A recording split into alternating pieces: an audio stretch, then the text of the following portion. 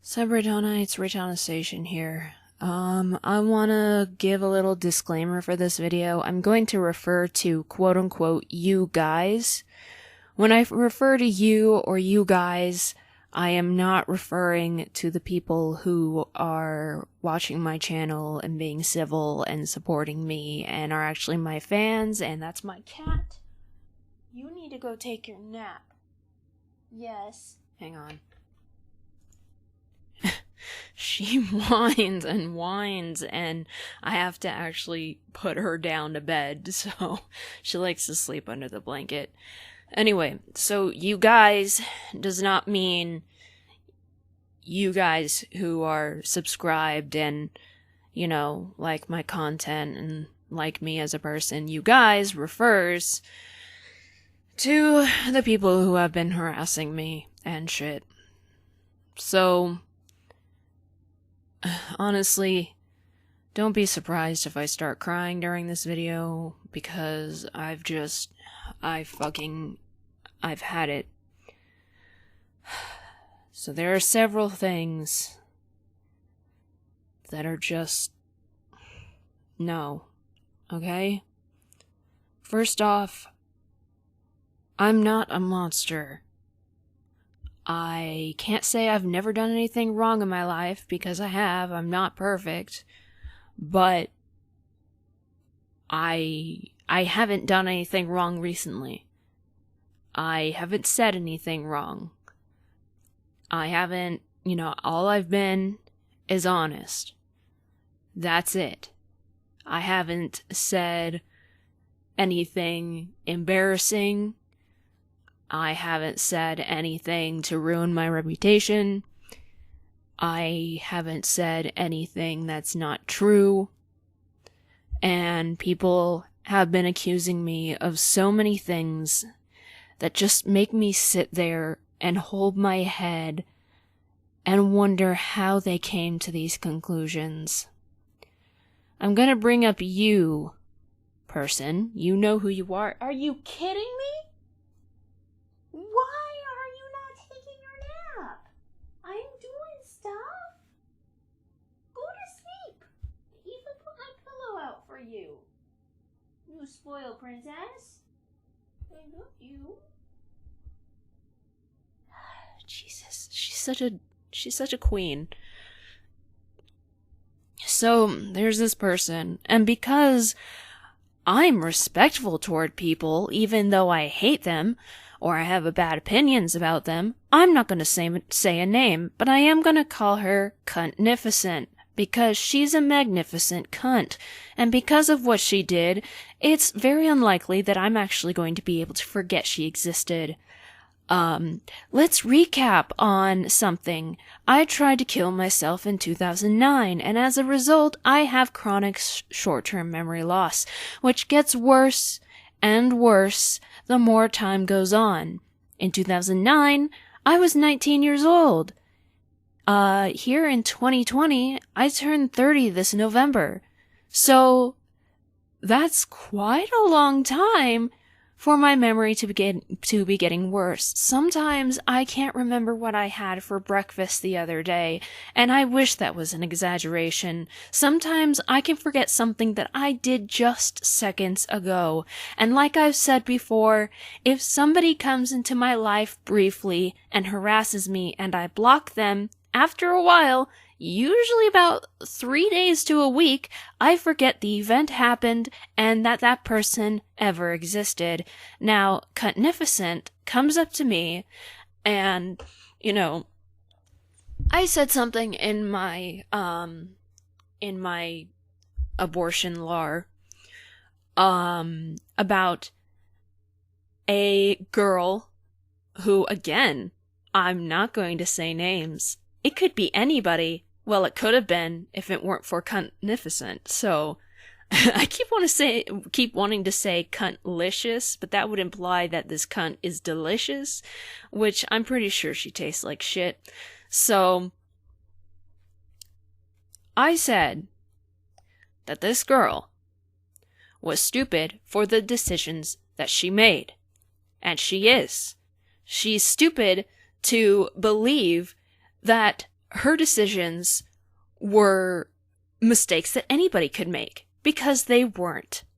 Now, unfortunately, these stupid decisions led to a tragic event of her... I fucking hate saying this word, but she got raped. That is not okay. That is never okay. And I would like to either go back in time and go to where she was and keep it from happening, or track the bastard down and kill him. I want to eradicate all rapists and people who fantasize about being rapists. I have never, ever, ever in my entire life said that someone was stupid for getting raped. The only time that those words will seriously come out of my mouth is if some person is wearing slutty clothes, dancing around and going, "Hey everybody, rape me!" And then it happens, and then she goes, "Oh, why? Meow." That person would be stupid for getting raped. That is literally the only situation. I have never said somebody was stupid for getting raped. I said that this girl was stupid for the decisions that she made that ended up in her being emotionally and mentally abused. Now, the thing is she... It is her fault that this guy emotionally and mentally abused her, because he was far away. He wasn't touching her. She was stupid for the things she did. She was stupid for deciding to date somebody who was way older than her online. She was stupid for giving out her personal info, such as her phone number. She was stupid for being on the phone with this person. She was stupid for sending nudes when he asked for them. Because how hard is it to say no when you're uncomfortable with something? It is not that fucking hard. She was stupid for not dropping him when he threatened to kill himself, because we all know he wasn't gonna do it, and even if he did, good riddance, because he was a monster. Let him fucking kill himself! She was stupid for thinking that she was in love with him, which she was not, and she was stupid most of all, when she was a legal adult, going to college and moving to where he was. And her excuse was, she said, why did I go to wherever he was? Well, he made me. No, he didn't. No, he fucking didn't. She was a legal adult, completely in control of her actions. He was several states away. Did he come to her and kidnap her, put her in a bag, and smuggle her off to where he lived? No. No, he did not make her go. No one can make you do anything unless they physically overpower you. And you know what? I know where she gets her stupidity from her parents, because she tried to tell her parents, and they were just fine with it. Maybe it would have helped if she had disclosed more information, but people cannot physically harm you on the internet. Unless, you're someone who's not very strong and mentally ill like me, when it just gets too much and you end up cutting yourself. But, I haven't done that since my last breakdown, since my last panic attack that I had. I don't know when that was, and I still have the scars, and I'm just like, I was clean for so long. And the fact that she decided to be alone with this guy was stupid. Whether or not she got raped, even if she had got away, even if he wasn't successful, these things would stand. She would still be stupid. And the definition of stupidity is not having low intelligence. It is lacking proper judgment. And unfortunately, people don't have very good common sense sometimes. I do have proper judgment. I am socially inept in a lot of ways, but I have great common sense. And, you know, when you're a young teen and somebody goes, hey, dude, smoke this blunt. You're like, I don't really know. And they're like, come on, do it. What are you, a pussy? How hard is it to say no? How hard is it to say no to somebody trying to get you to drink alcohol underage? You know, it's not hard. You aren't bothering the rats, are you? Will you just go take your nap? Anyway, I feel terrible that this girl had to go through that. But it doesn't change the fact that everything she did leading up to it was stupid, and she could have avoided it. She could have easily avoided it had she just used her fucking brain. But she didn't. No, it's not her fault for being raped. No, she wasn't stupid for being raped. She was stupid for moving. She was stupid for hanging out with her when she knew full well that he wanted to have sex with her. When she knew full well how abusive he was. Like, okay, kids are stupid. I mean, when I was a kid, I wouldn't have made those mistakes. But, you know, she was a kid. But she was a full-grown adult when this happened. That's not... It's almost like, and I'm not saying I think this, but I'm saying it's a possibility. It's almost like she wanted to be in that kind of relationship. You know how some women and some men are attracted to toxic people? Like some girls are attracted to toxic men who they basically want to be in an abusive relationship. That's kind of what it seemed like. But I'm not going to say for sure that that's what it was. Baby girl, are you bothering the rats? Hang on. She's not taking her nap. I don't know why she's not taking her nap. She's not taking her nap. So, I will stand by that. I'm not sorry for thinking that. However, Cutnificent decided that since I thought she was stupid for making those choices, that I thought she was stupid for getting raped. Something I never said. And she kept saying this. She kept telling me I needed to apologize for saying her, quote unquote, saying that she was stupid for getting raped. Never did I say that. But I learned over time that Cutnificent likes to mix words around and twist things that people say, and I'll get to that in a moment.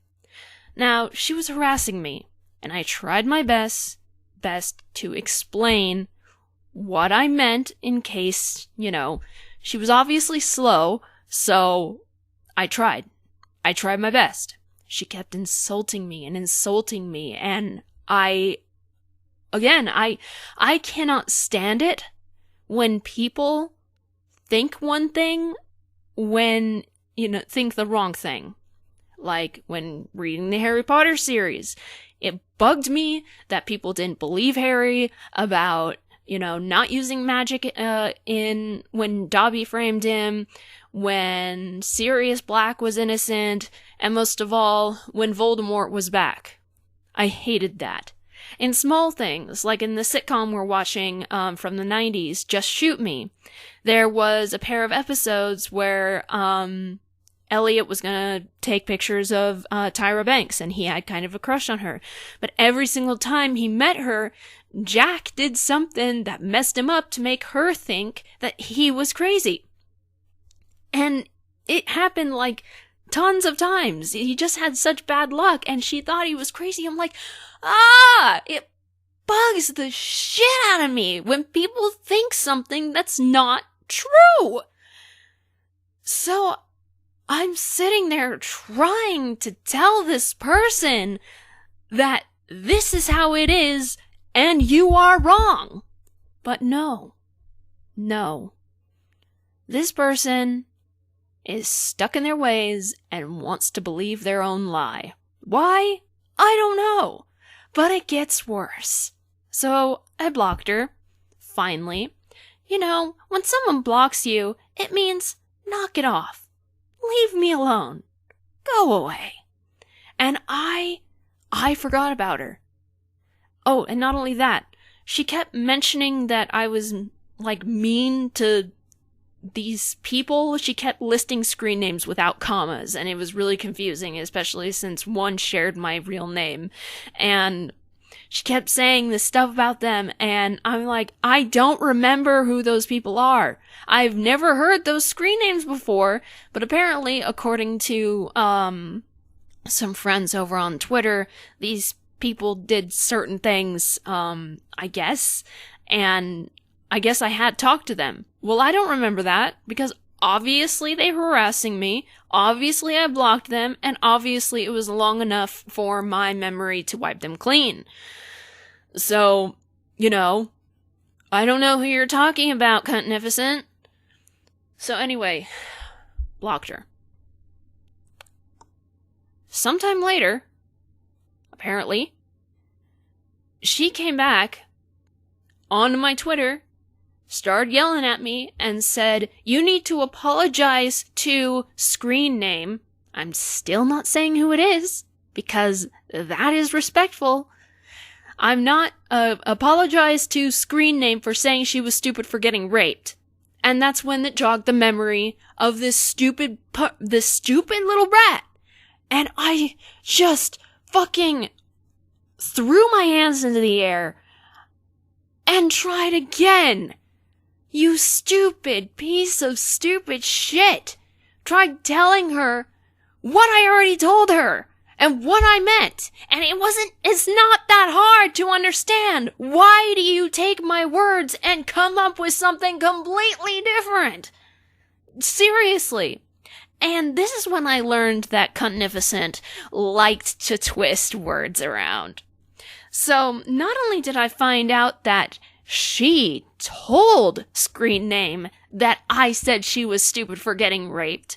So she told screen name that a stranger online that she didn't know told her she was said she was stupid for getting raped, which is a complete lie.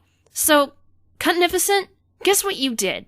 You lied to a rape victim about a stranger on the internet that she has no idea who it is and has never heard of me and probably would have never known I said she was stupid if it weren't for you. But guess what? You lied to her. I never said a screen name. You basically publicly outed her and revealed who she was.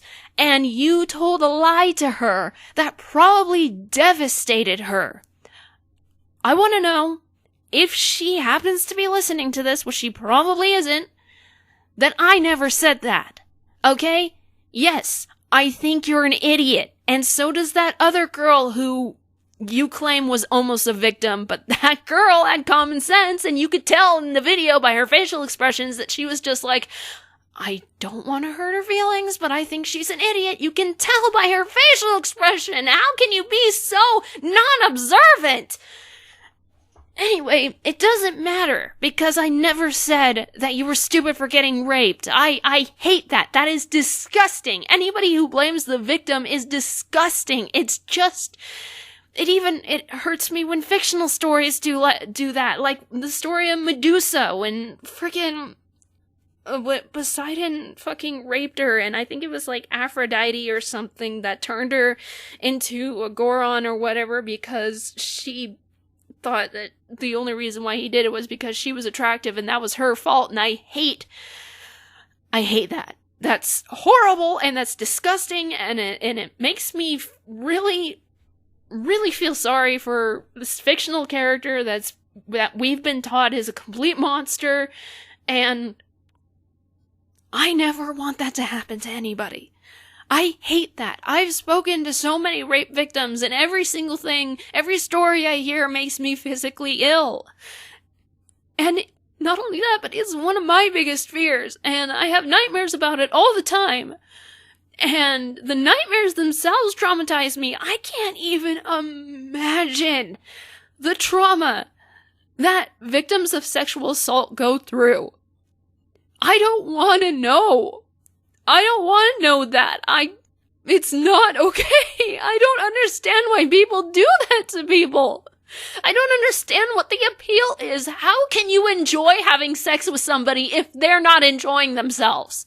They have to be enjoying themselves. I don't care if you're with one person or if you're with a group of people. You know, polygamy is fine in my book, but every single partner involved needs to be enjoying themselves, needs to be smiling, needs to be moaning in pleasure, needs to be laughing. Oh my god, I just fucking hate this planet.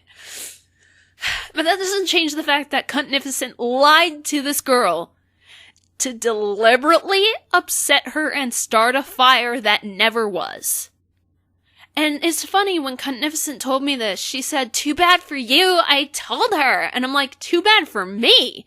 Too bad for her! What the fuck is wrong with you? You lied to a person who might be suicidal. And you know what? If she is suicidal and she kills herself because of the lie you told, the blood is on your hands. She is strong enough to not have killed herself after this guy did what he did to her. Otherwise, if she killed herself because of that, the blood would be on his hands. But you're the one who did something to upset somebody who has post-traumatic stress disorder. And I know what that's like, because I have it too. So, let's see, all the stupid things that I've done in my life, do I automatically get a pass because I was abused by my fucking whore of a mother for 14 years? So, let's see. Oh, I know what I should read you. I should read you guys the confessions that nobody asked for. Hang on. So I wrote this on my DeviantArt, back way when. I'm still trying to get it back. I don't fucking know, okay? So don't ask me about DeviantArt. I don't fucking know, but it's one of the things that is making me so unhappy. Not that it's too hard to be unhappy when you have people harassing you when you've done nothing wrong. So, ladies and gentlemen, if you've listened this far, you're about to see into my past. These things that I have done and these things that I am admitting to have done that were stupid, cruel, and things that I regret to this very day. So, let's begin. Confessions no one asked for. All y'all know that my code of honor is honesty. That I choose not to... Oh, I love not proofreading my stuff. That says like, it should be lie. That I choose not to lie to people. However, there are some things I haven't told you guys just because they haven't been brought up. One of these things is a suppressed memory that just came to me this morning, and it feels horrible. Not everyone is perfect. We all make mistakes, especially when your drugged out parents don't teach you certain things are wrong.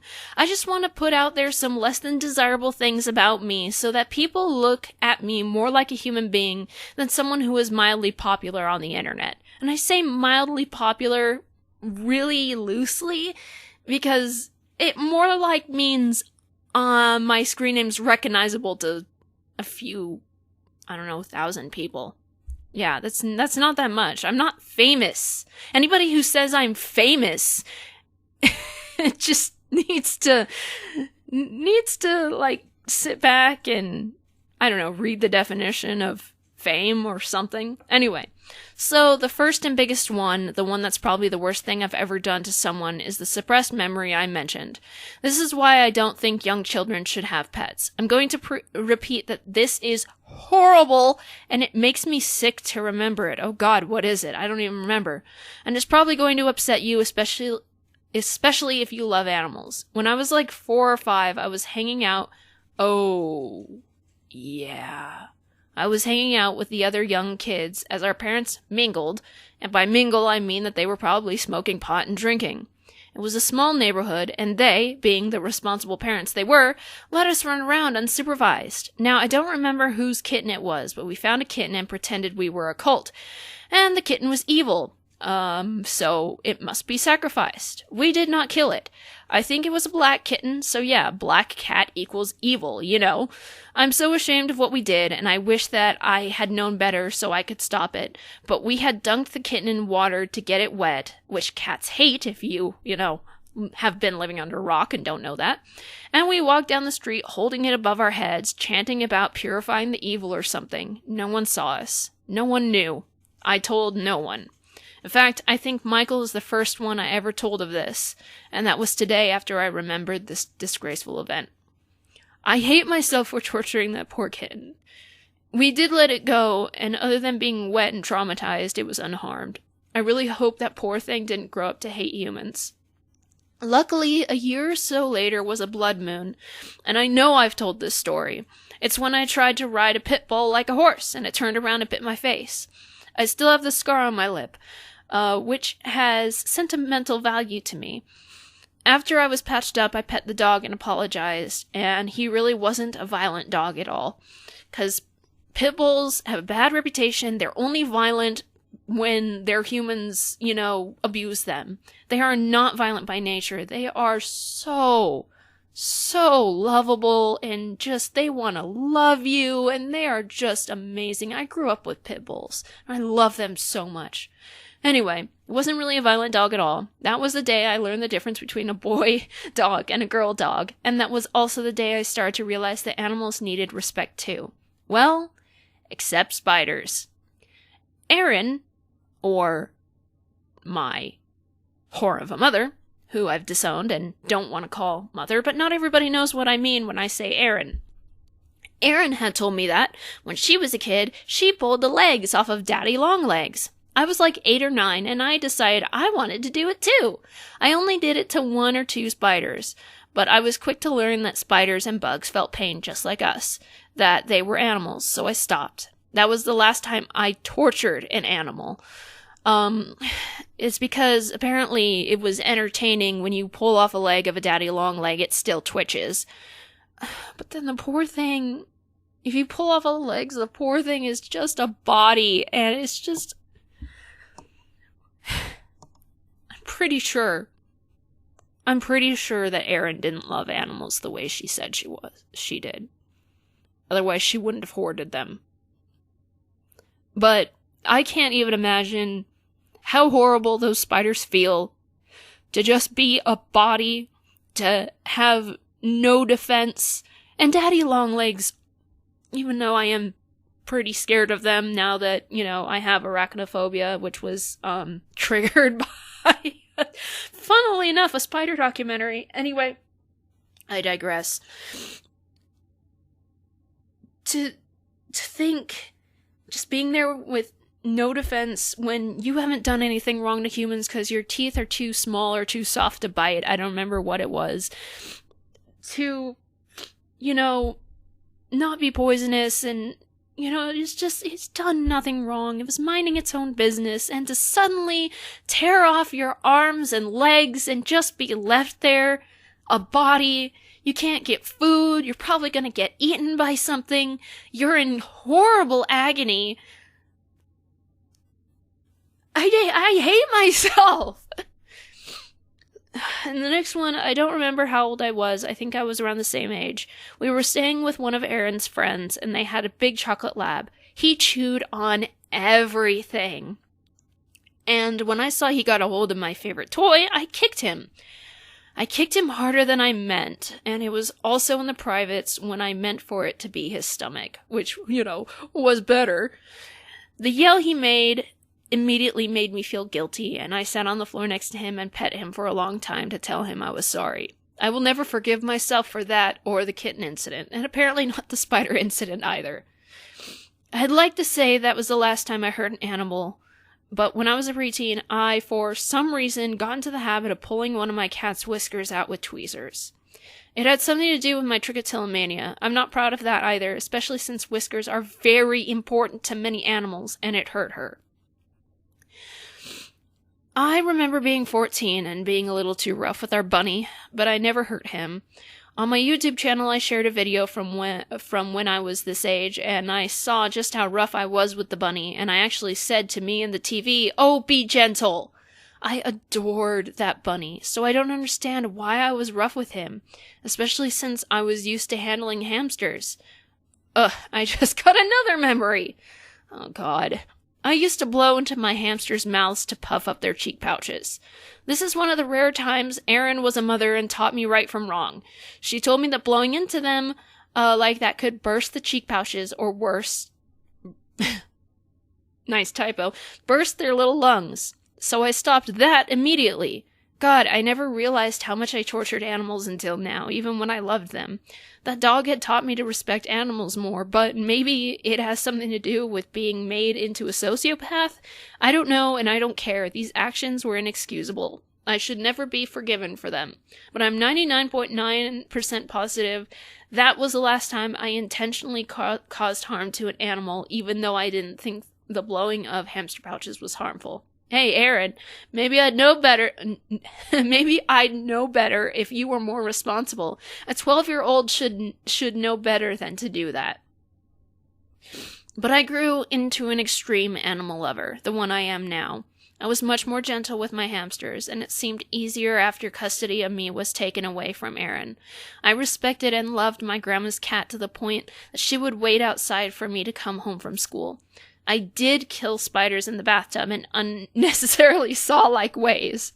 Now I just pick them up, shaking with fear, and a tissue, say, "Sorry, buddy," and flush them down the toilet. Same with other bugs. Without the fear. I kind of have to because I don't know what they're capable of, and I don't know what they do to my rats. I admit I do have much less respect for insects and arachnids, but at least I don't go out of my way to step on them when walking outside. Okay, got all of the horror off of my chest. Well, I don't feel relieved, but we're moving on. I have to shower with rubber gloves on because of something called tactile sensory defensiveness. Do any of you find that your teeth hurt if you hear a nasty sound like a fork scratching on a plate? That's a form of it. For me, I can't stand liquid on the palms of my hands and undersides of my feet. When I was young, my hands and feet would be wrinkly from the water.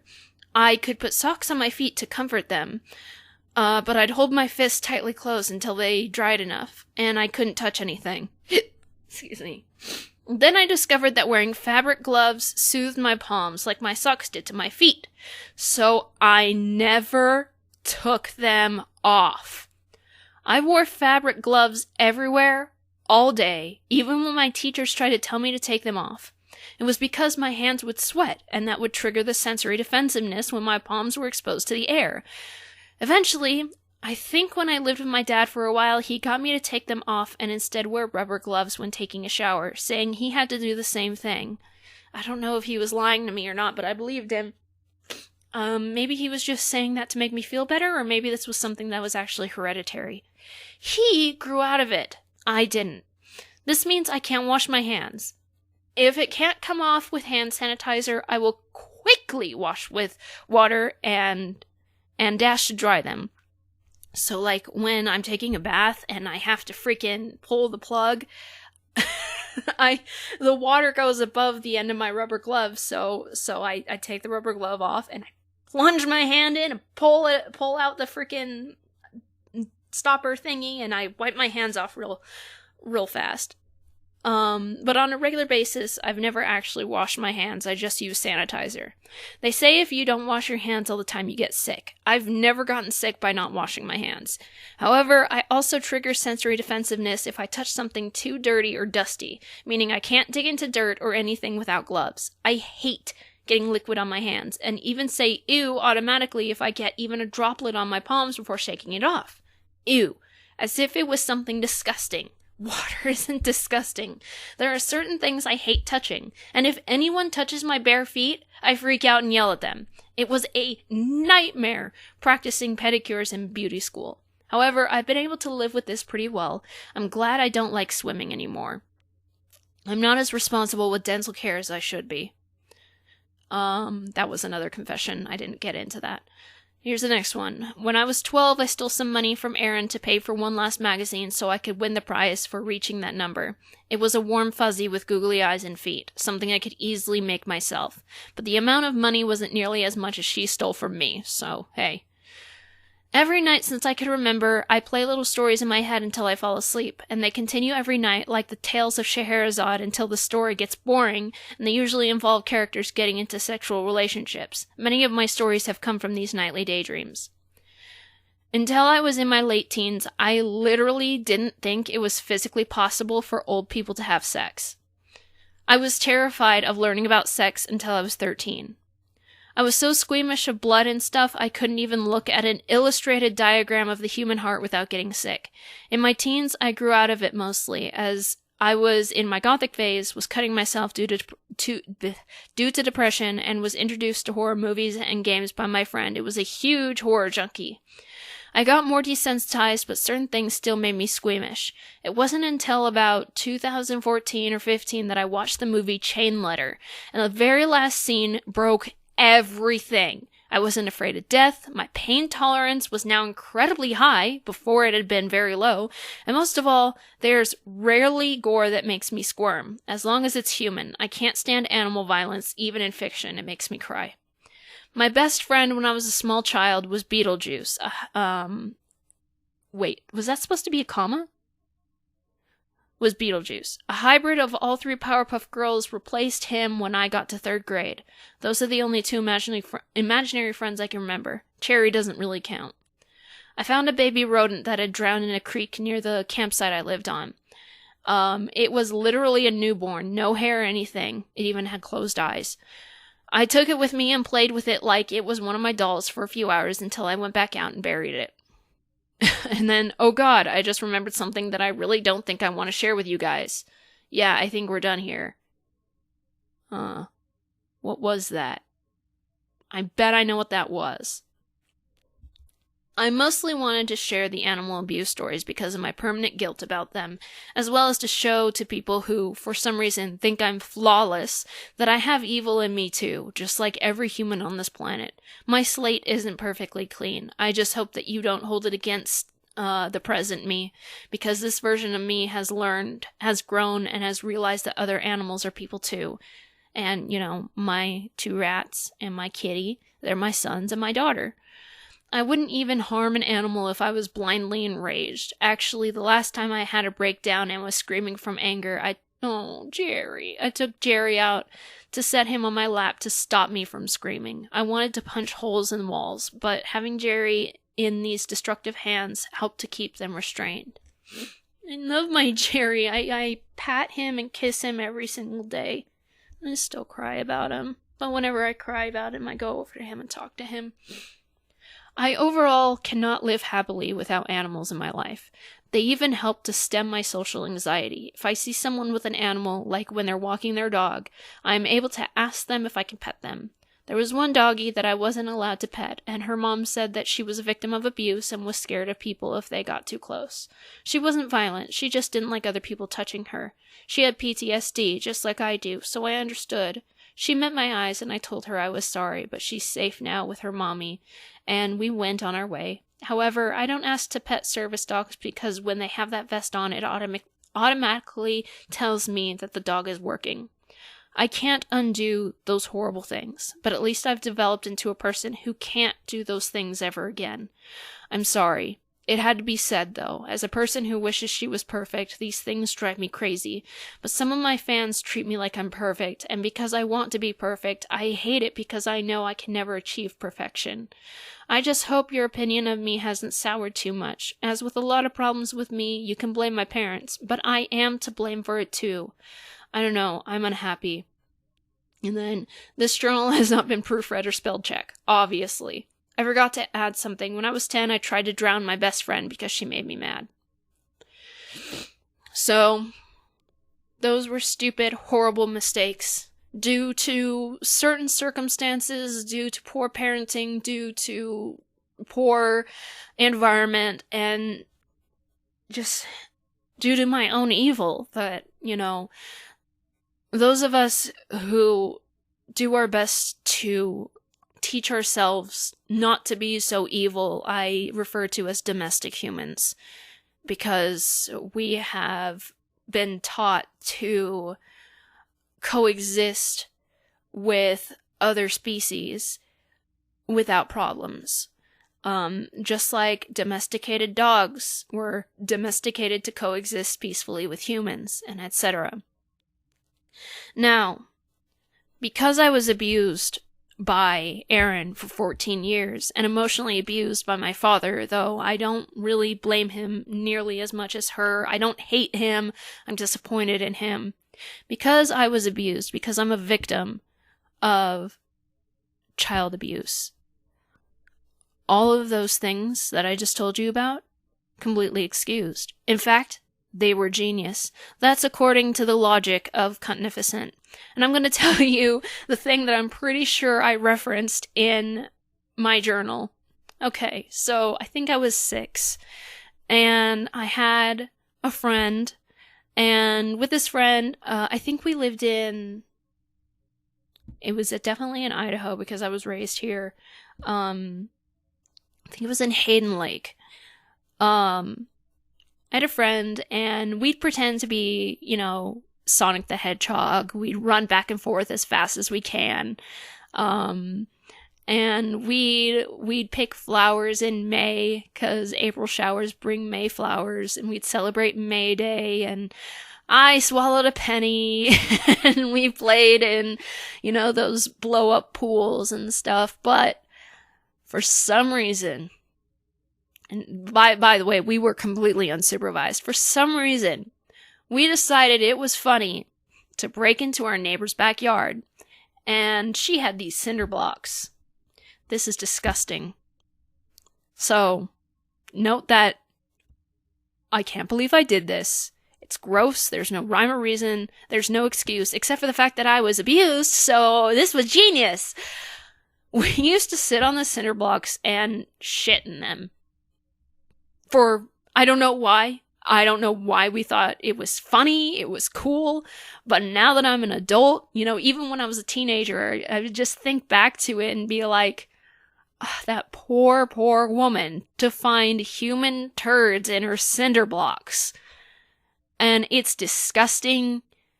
I regret it.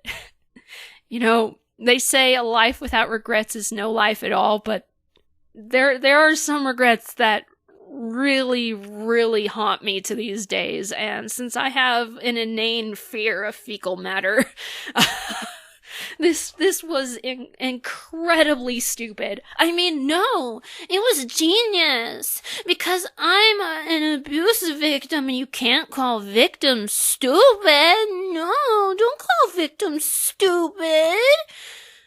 So that's Cuntificent's logic, that you can't call a victim of abuse stupid. But I'm calling screen name stupid because she is, and she was, and she is. She is stupid. She still believes that these decisions she made weren't, she said, well, he made me move. The fact that she believes that he made her move, even though she's much older now, is stupid. It's stupid. She's stupid, okay? I'm calling her stupid. It doesn't matter if she's a victim or not. It does not change the level of, or does not change the lack of common sense. Okay? So, no. Cuntnificent, I'm not going to apologize. You should be ashamed of yourself, and you should apologize for telling that poor girl a bold-faced lie. Not only that, not only is it a lie, I love this. I love it when people lie about me because there is hard evidence that you are lying and I am not. That's the greatest thing. I cannot understand when people accuse me of lying, because for one, it's practically my religion to be honest. I choose that, and I chose that because I was sick and tired of people lying to me. And I was like, well, if it hurts this bad, then I don't want to do it to other people. Have I lied in my life? Of course I have. I believe I made this promise to myself when I was about 20 or 22. I don't remember. But it took me a long time to stop lying to myself. Or to when someone asked me, how are you? And I'd say, good, when I'm not good at all. Now I say, what I feel. It brings people down, but I'm tired of it. I'm not lying to people. I don't care if I despise you so much that I wish you die. I'm going to be honest with you. So that's the first thing that Cuntnificent decided to twist my words around. Apparently, when I said that my channel was doing better than it has in the past 2 years, apparently, Cuntnificent thought that meant I make bank! Oh my god, I make so much money because I said that my channel is doing better than it has in the last 2 years. Where in that sentence did I say that I was making loads of money? I live in an apartment in Idaho, where the cost of living is much lower. I believe our rent is about $950 a month. We have about 700 something square units in our apartment or something. It's not big. It's not small. It's 1 bedroom, 1 bathroom. The kitchen's tiny. We do have a washer and dryer, which is a benefit that we didn't have in California, where we couldn't afford to live. Even when I was making a lot of money from YouTube before the adpocalypse and when I was doing like weekly videos and stuff. But still, how much was I making then? I think about the same amount as my Walgreens paycheck, which is around $600 bi-weekly. That was really good. But then the adpocalypse happened, and I got depressed, and I'm still depressed, and it's actually, I found out there's a term, it's called emotional burnout. Yeah, how do you like that? Let me go find the definition for that so you guys can understand, unless you're stupid like Cuntnificent. All you people who are harassing me about getting muffins up, listen to this. Burnout is a state of emotional, physical, and mental exhaustion caused by excessive and prolonged stress. It occurs when you feel overwhelmed, emotionally drained, and unable to meet constant demands. Because of its many consequences, it's important to deal with burnout right away. Which, guess what? Means taking a break from these things, however long it may be it a week, be it a couple of years, be it 10 years, and do something else that makes you happy. It's not laziness. I was accused of being lazy. You know that? With one of my videos where I talked about burnout, I was accused of being lazy. And here I am working hours a day on other things, like 3D modeling, which is really, really fun. And I need it right now. I'm not lazy, you fucktards. Well, I am lazy in certain areas, but when I work, I fucking work. And I work fucking hard, and I hate the fact that I have to sleep. I hate the fact that I have to take breaks to eat and go to the bathroom, and I hate the fact that I have to spend time to take a bath. I want to work on my stuff constantly, but I also want to enjoy the stuff I work on. Emotional burnout is not laziness, you sons of bitches! Now remember when I say you guys, you know who you are and you know who I don't mean. I already did the disclaimer at the beginning. But let's see. Let's see how much I actually make on YouTube right now, presently. Ha!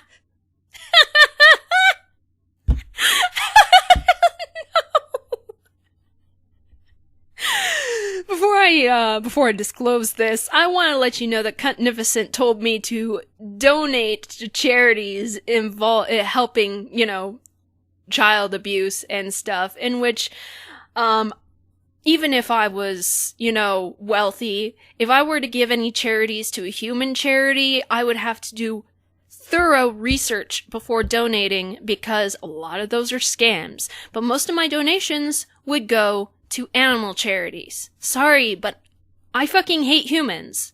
But I would give, if I did my research, to child abuse charities because of the fact that I am also a victim.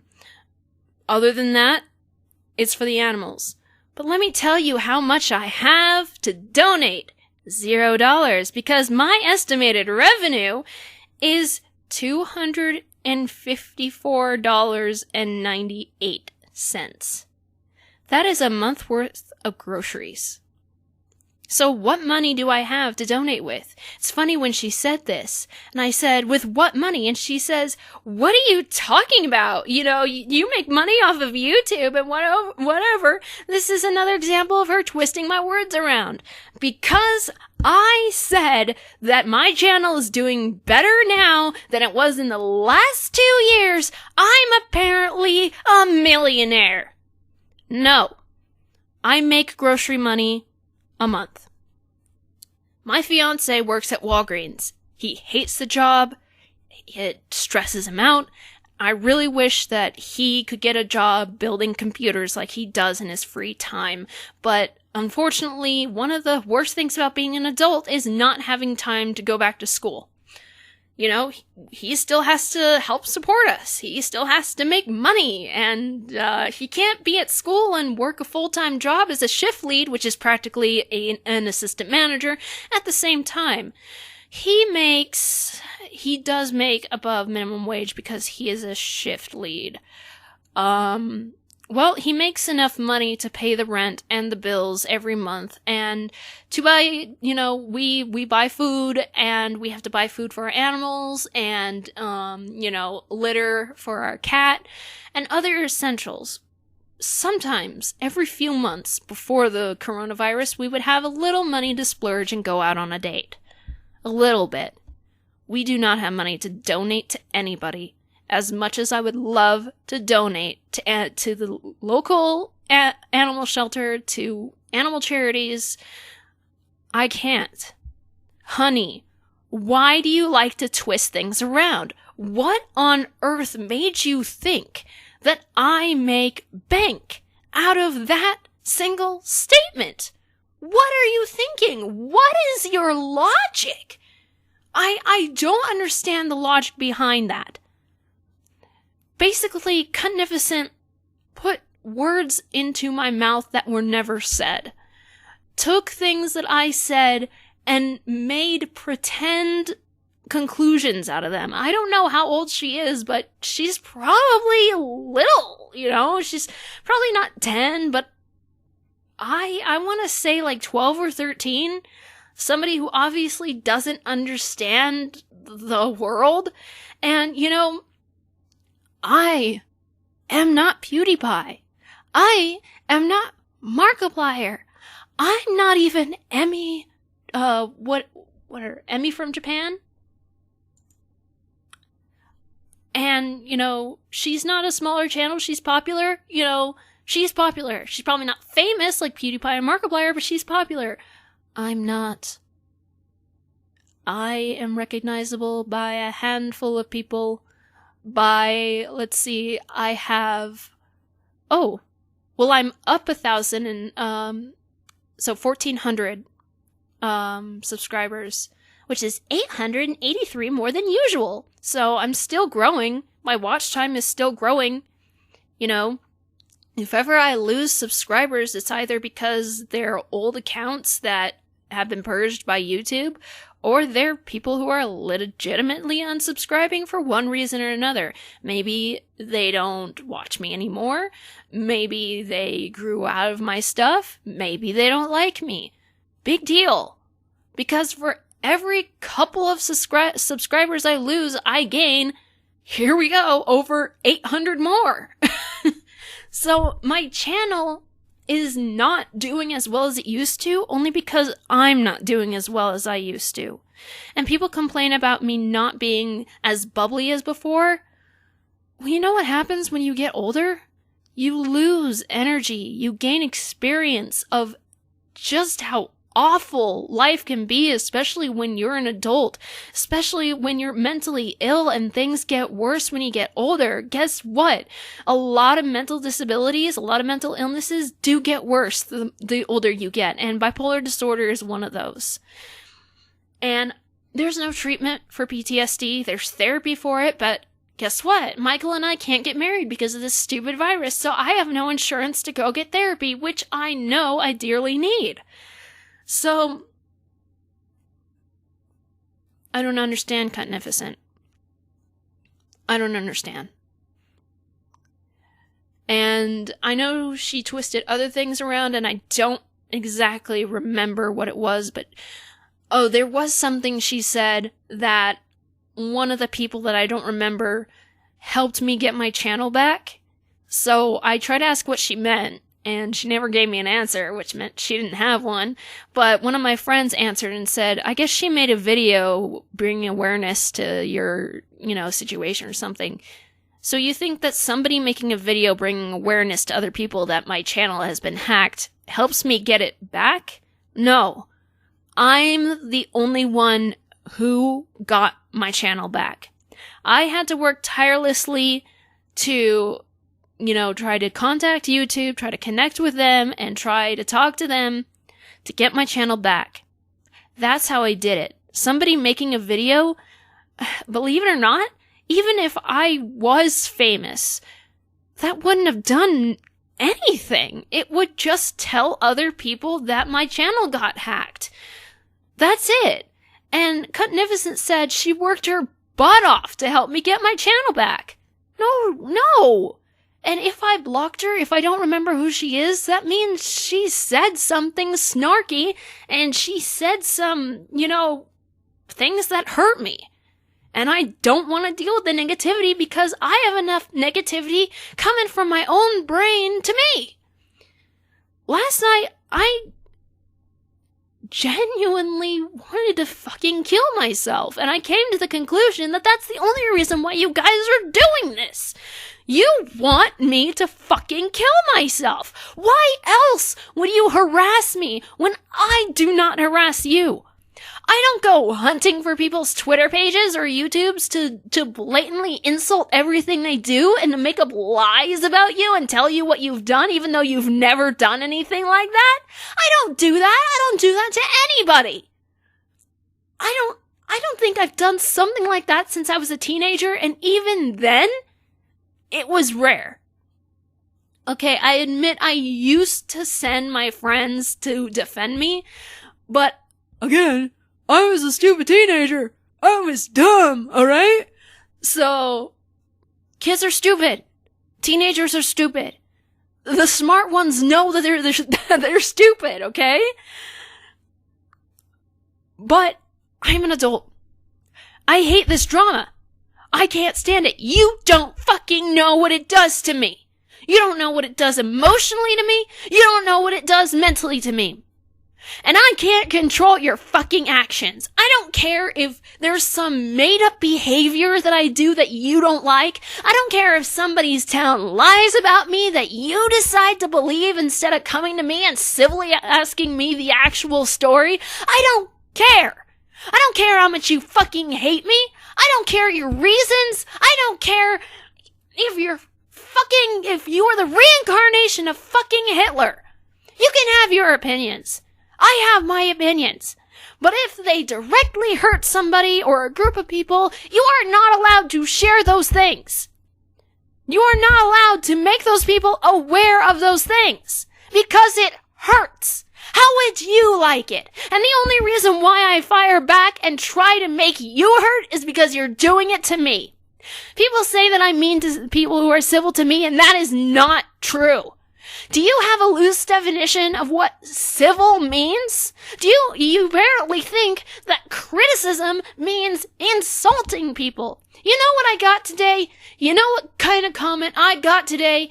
Let me tell you what comment I got today that I seriously needed. Let's go find it. Someone said, to what happens when you take away abortion? Long ass rant. They said, these videos make you more genuine in my opinion. People should see the person behind the YouTuber. I respect your opinion even though I disagree on this particular topic. People accuse me of saying somebody's stupid whenever they disagree with me. No, I say they're stupid when they act fucking stupid. When they're making shit up. When they're insulting me about, I don't know, is insulting me about my opinions disagreeing? No, that was disagreeing. That was civil. And I was nice to that person in my reply. I said, see, why can't comments be more like this? You just gave me a civil comment that expresses your opinion without hurting anyone. Thank you for this. You have no idea how much I needed it. That person disagrees with me. A lot of people fucking disagree with me. Michael loves Star Wars. I love Harry Potter. I hate Star Wars. He hates Harry Potter. We've disagreed on other things as well, more important things. He's really intelligent, so I may be a little more extreme than him, but we usually agree on a lot of aspects of life. But it doesn't change the fact that we have disagreed. We've been together for 10 years this September. We were supposed to get married if it weren't for COVID. My best friend and I, we have been friends, oh my god. Let's see. Oh god, more than maybe almost 20 years now. We've disagreed. We've had our fights, and we're still as close as sisters, even though I can never see her because she's still in California. And because of COVID, we can't raise the money to fly her out here. So, the fucking virus. It's simple. It's fine to disagree with somebody. But just what you guys do is you make a mountain out of a molehill.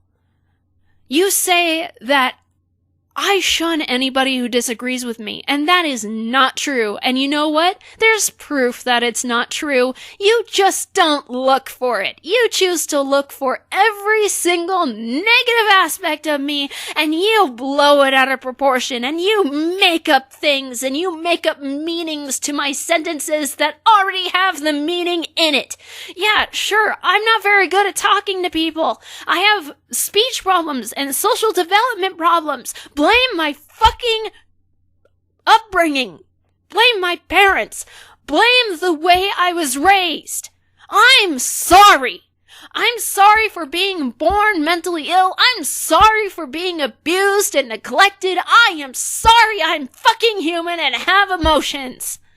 I am sorry for not being perfect. I am sorry for making mistakes. And god damn it, I am sorry for being a sociopath, even though it's not my fault and not my decision. How many times have I said that I hate myself? How many times have I said that I'm a worthless piece of shit? You want to know why? Because everyone else, my family, my parents, and you guys who seem to just love to upset people who have never even spoken to you, you all crash down on me and break my self-esteem when I didn't even have much to begin with. I have such low self-esteem that it is dangerous.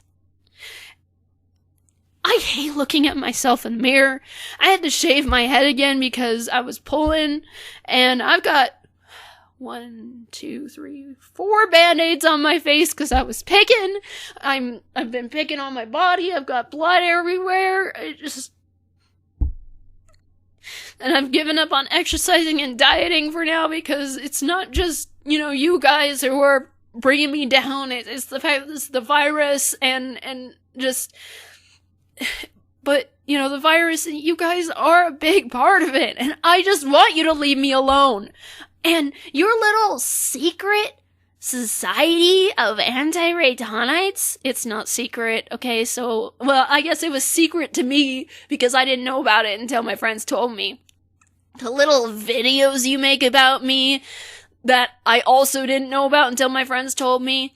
I guess you make these videos calling me out, and, I don't ever see them because guess what? I'm not subbed to you. I don't go, do you guys think I go and Google my name or something? The only time I Google my name is when I'm trying to find something on my DeviantArt because I can't access my gallery.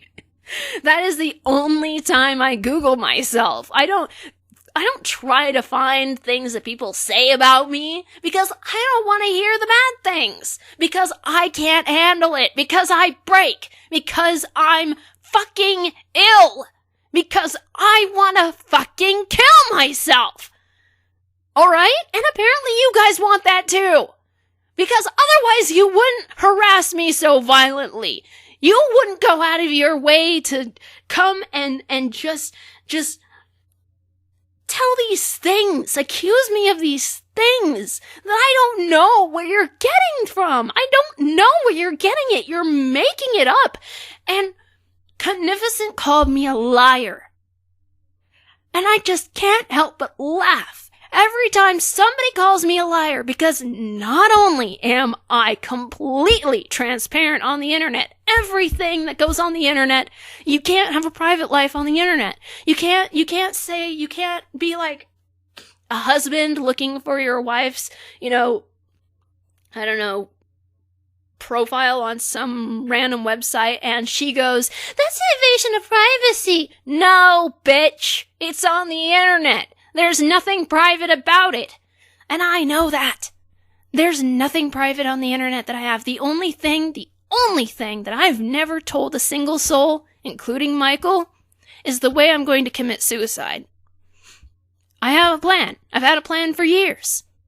But no one's going to know that. I'm not going to tell you. That is literally the only secret. Otherwise, everything I've said on the internet is there. I don't delete comments to hide them. I would hide them on DeviantArt just because I didn't want to see them. But on other platforms, usually when I block somebody, the comments are hidden anyway. I don't want to see it. But it doesn't mean other people can't see it. Well, on DA, if you hide the comments, other people can't see it. But that's not the reason why I hide them.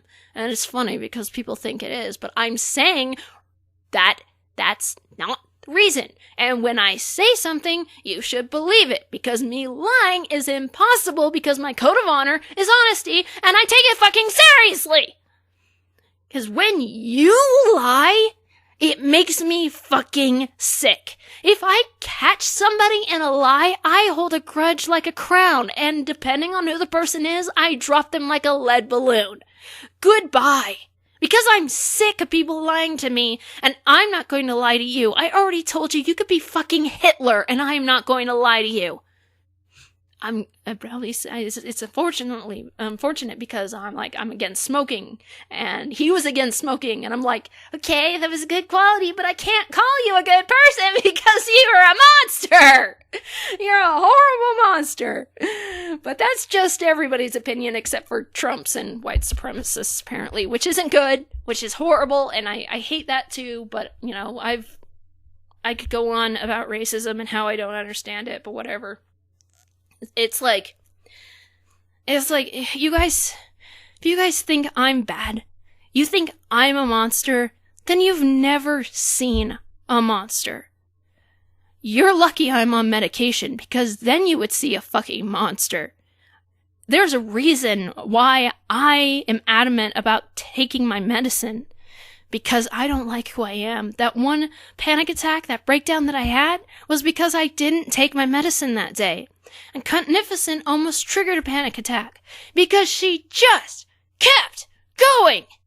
But I had taken my meds that day, and I was able to stay in my right mind long enough to cool myself down and to keep myself safe. But the fact of the matter is that could have gone very, very wrong, Cutnificent. Would you have cared? No. Because you want that. And that's what I've decided, that you guys want that. Those of you who say that you're just criticizing me and you're still my fans, but you don't like me for different reasons. Okay, whatever. You're not criticizing me. You're insulting me.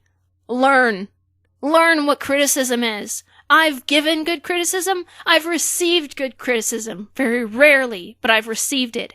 And I learned that it's not that I can't take criticism. It's that I can't take your brand of criticism, which you think means harassing me, bullying me, and insulting me. I am almost 30 years old. I'm supposed to still be young enough to be healthy, but the bags under my eyes keep getting deeper. And I look at myself in the mirror and I just say, you look so tired. You look ill. And I just want happiness. That's all I want. I want to be able to be a human being. I want to be able to live. And some people, a lot of people, millions of people have things worse. There are people who are in danger every day of their lives just because of the color of their skin or their sexuality. I can't imagine what it's like to be black and go outside and fear my own life just because I'm going to the grocery store. I can't imagine that. And I'm not saying it's as bad as that. But it doesn't matter if it's not as bad. What matters is that it's bad. And bad things should make you feel bad. And I'm not a bad person. I'm emotional, I'm ill, I'm human, I have problems, and I'm honest. Sometimes too honest. Now, you could just try to be civil to me. If you want answers about something, you can be civil about it. You don't even have to be nice. Just be, a good Samaritan and just be civil. Did I use that word right? Probably not. I don't know. Whatever. All you have to do is be civil. And I will have no reason to bitch at you. I believe in an eye for an eye, which means if you do something bad, you should receive the same treatment. So and Michael and I both believe this on an extreme level. If somebody kills you, tortures and kills you or whatever, the person who did it should be tortured and killed in the same way as they did to their victim. And you know what? There are millions of people on this planet who wish death on others. Millions of people who aren't even mentally ill, who aren't even sociopaths, who have fine lives, who wish death on people. It's normal. It's healthy. Unfortunately, I can't help not feeling empathy for certain people. I'm sorry. Alright? But I can't. And it's healthy to have thoughts about these things. You know what's not unhealthy? Acting on them. The only person in the world that I know for a fact I would kill without hesitation is Aaron. But otherwise, if I wish you dead, this is another thing. Oh, Cutnificent, you're so good at twisting stuff. I told her that I hope she died. And she said, death threats? And I'm like, no, honey, I hope you die is not a death threat. I'm going to kill you is a death threat. And then, it's funny, someone called her a cum stain. And she said, we're all cum stains. That's how we exist, idiot. And I'm like, oh my god, this person is grade A stupid. Like unintelligent stupid. Like, when we use the word stupid in the wrong context because it actually means lack of proper judgment. Because if we were all cum stains, honey, that means that it wouldn't have gone through the vaginal canal to reach the eggs to make a baby. It would be like on the couch or on the bed or wherever, you know? Fuck you. If we were cum stains, we wouldn't have gotten the sperm, okay? The little white fishies that come from a man's woo-woo. They wouldn't have gone up the girl's hoo-ha and gotten to the little egg and gotten into the little egg to make a wee little baby. Okay? We exist because we're not cum stains. And unfortunately, so do you. Even though I just like to think of you as, you know, no, how about you're not a cum stain, honey? You're a piece of shit because you still came out of somebody.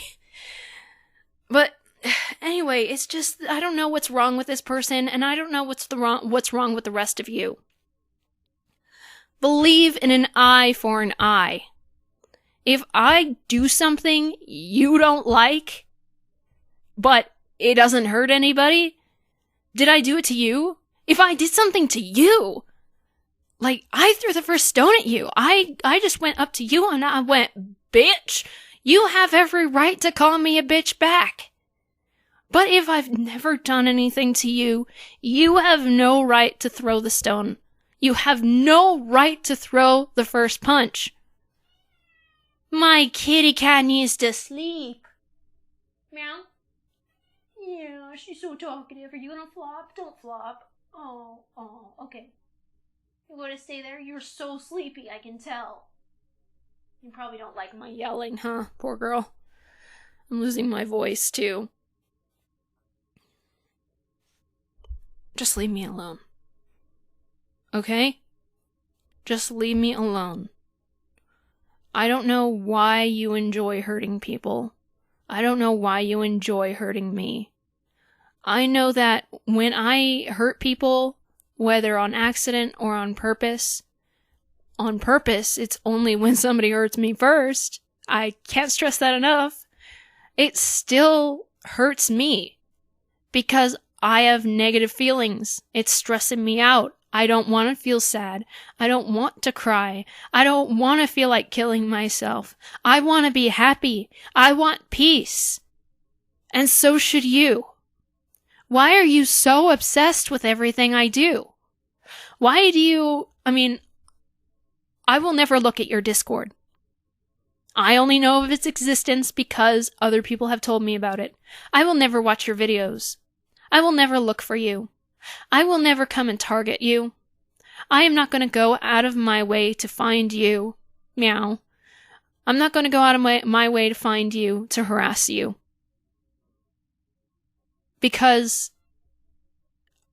if you don't do it to me, even if you do come and find me to harass me, I'm not going to your page. Baby girl.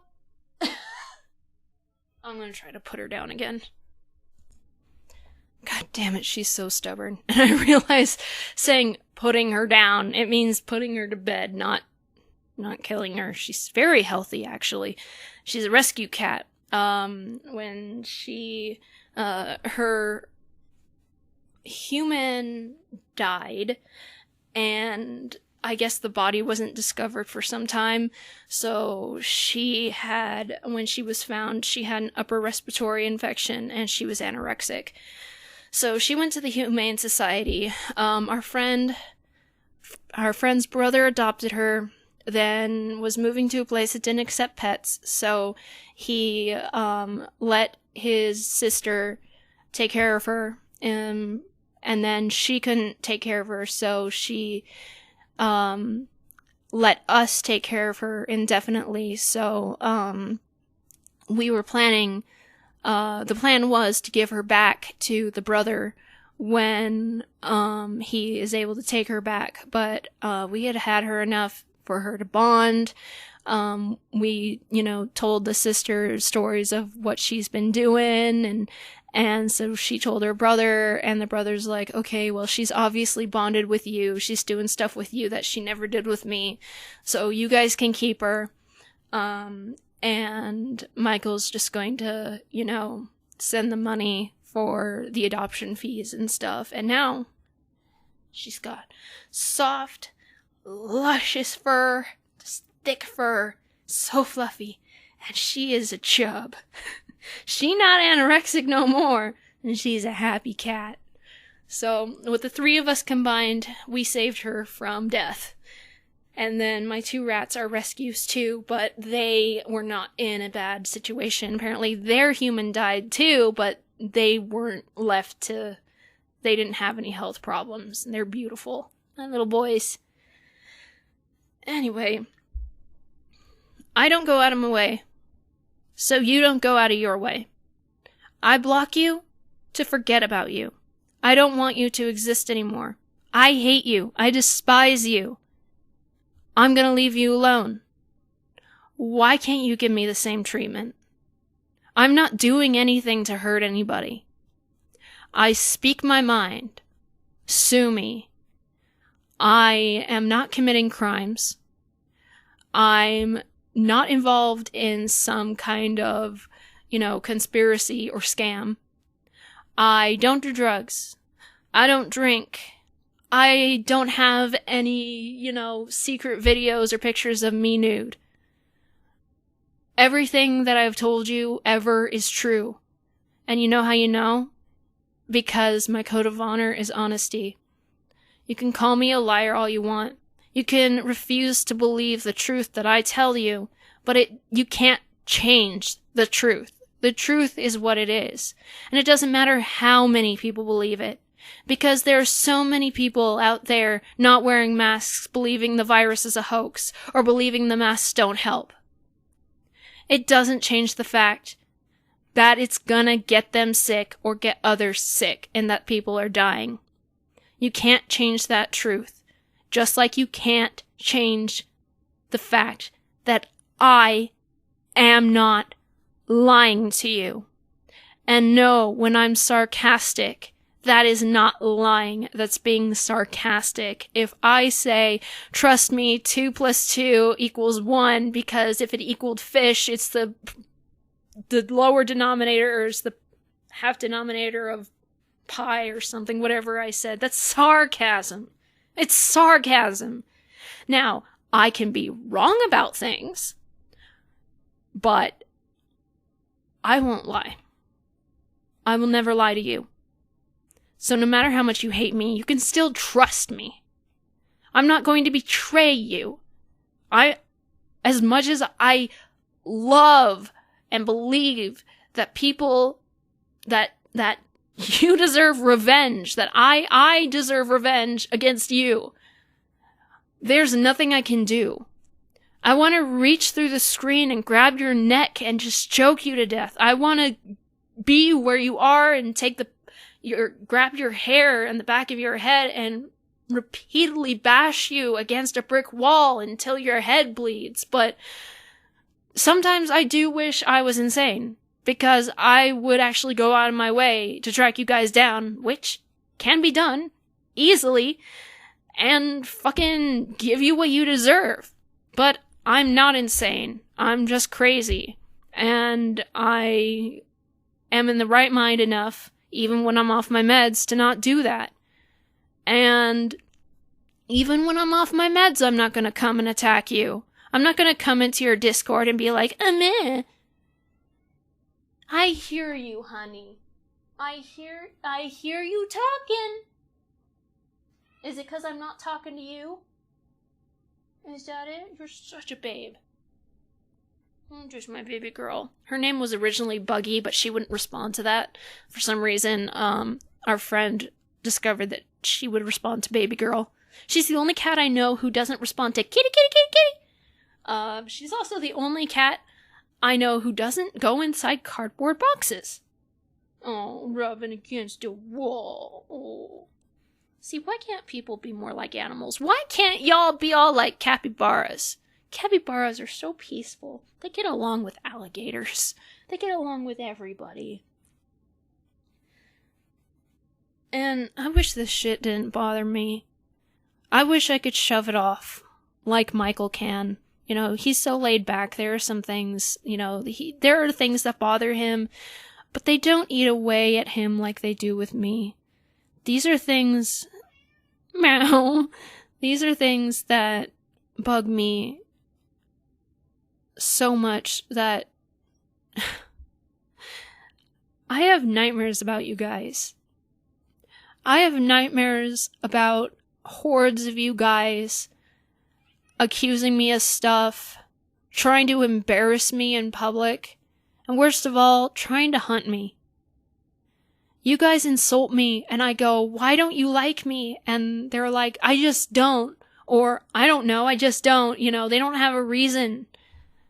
And just, like I said, the worst ones are where you just try to kill me, and I can't get away from you. And you guys have weapons, you've got knives, you've got needles full of poison, and I think sometimes you guys have guns, sometimes you have flamethrowers, and I'm trying to protect myself with my zanpakuto and my chain that I recently acquired, and I don't know if I've ever used the extra gun on you guys, but I've gotten really good at my shield. So a lot of the times I'm able to produce a shield and have it not hurt me, but, you know, when you guys cut me with the blades, it actually hurts, and it's weird, and they like stay in my skin, and I'm trying to get them off, and it's just sliding down, and it hurts so bad. And I'm shouting at you, I'm saying, I've not done nothing wrong, what did I do? And you just keep laughing. You keep laughing and saying, get her, kill her. It's a complete lynching. And I hate it. I hate my nightmares. I already have enough of them from, PTSD. I have about 1 or 2 good dreams a month, if I'm lucky. I had one last night that apparently, according to Michael, had me shaking really bad, because when he woke me up, he said, you were having some bad nightmares last night. And I'm like, yes, I was. What was I doing? And he said, you were like vibrating. It was really bad. And I love you, baby girl. I don't know if you can hear her meowing. She's very talkative. Hang on. Okay, I got her to lay on my pillow. It is way past her nap time.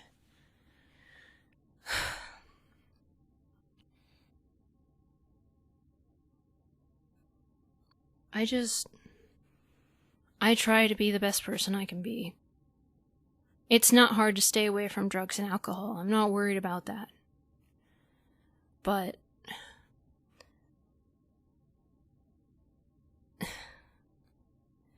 I'm not just honest for me. I don't choose not to lie just for me. I do it for other people too. Because I know that being lied to really hurts. Even if it's from a complete stranger. It's the reason why I don't give advice anymore. Because somebody took advantage of that. I had been giving advice to more people than I can count over the last,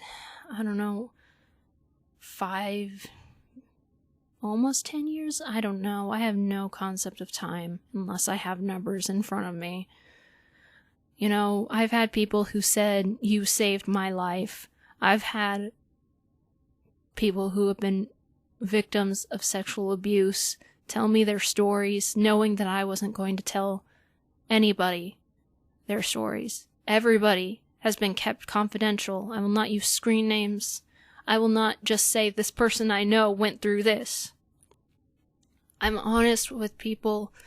I would tell them, would you like advice, or would you just like me to listen? And I would. And the sexual abuse stories really hurt me. And I feel empathy for these people who go through abuse because I understand. And I don't want people to turn out like me. Because even though I am as good of a person as I can be, And I'm not a monster. I am not desirable. My personality shouldn't be something that people want. There are aspects of my personality that are really, really, really, really good, but it doesn't change the fact that I'm messed up. It doesn't change the fact that my disabilities make me messed up, that my upbringing has made me messed up, and for the people who have been going through child abuse and stuff, that I gave them as much advice as I could. Whether they took it or not is out of my control. Just to try and save some people, and so many people have come to me feeling suicidal or were on the brink of killing themselves. I think only one person came to me and said, sorry, your advice was really good, but it just didn't help. And I believe that you have the right to kill yourself only and only if you have tried everything you can to want to live. Me, I'm still trying. I'm trying my damnedest, because I love my children, and I love my fiancé, and I love my best friend, and there are things about life I do enjoy. But it's hard. It is so hard to try and want to live. And you guys are making it worse. And when you say, that I hurt people, maybe it's because people hurt me first. Maybe it's because you guys need to look at your actions and admit that you were wrong and admit that you did something wrong. Maybe you have a lack of understanding of what criticism is, what disagreement is, what opinions are. You don't understand. And I love when some people are like, it's like talking to a wall. No. You're the wall. You're not listening to me. You're not trying to put yourself in my shoes. You're not trying to even know the side of me that, my bitchy side only comes out. And I've said this a million times, only comes out if you're bitchy to me first. Otherwise, I am kind. I am loyal. I'm apparently very, very funny, because I make Michael and Senpai laugh all the time, and apparently to other people I've made them laugh, and people have said you're my favorite YouTuber, and I don't understand why, but I guess, Oh, for heaven's sake, baby girl, go to sleep! I love you so much, you fluffy bitch. Oh, just my baby. I don't know. Maybe it's because I'm talking. I don't even know when I have a lot to get out of my bottle. I seriously thought it was going to break last night. I went to sleep trying my hardest not to think about it. I tried to focus on, one of those nightly stories that I mentioned. It was really hard. It's hard to get to sleep even with, sleepy meds, when your mind is racing, and my mind never stops. It just keeps going, and it's hard to sit here and trying to work on stuff. I try to listen to stuff, but, I get kind of tired of it sometimes, and I just want quiet, but I don't get quiet because my mind just keeps going, keeps remembering things, keeps thinking about things, and voluntarily make stories of what I'd do to these people or what I'd say to these people in person. Because, I could try and be scary over the internet, but, the thing is people who know me in person say that I'm scary when I get mad. And that's really the only way I would ever get through to somebody, is if it were in person, because god damn it, if you and I were in person, you would not be saying the things you say to me online. And saying, oh, well, you shouldn't be on Twitter. Okay, so I'm a human being. I'm not a hamster. I'm a rat. Even though I'm antisocial and an introvert, I still need human communication, and my fiance is at work for 40 hours a week. I have my rats. I have my cat. But they're sleeping most of the day, and they can't speak English. I hate Twitter. I really do. But I use it because I don't have my DeviantArt. Because it's basically the primary place where I can get social interaction. And the only reason why, quote-unquote, Twitter isn't good for me is because you guys keep attacking me. Otherwise, it's fine.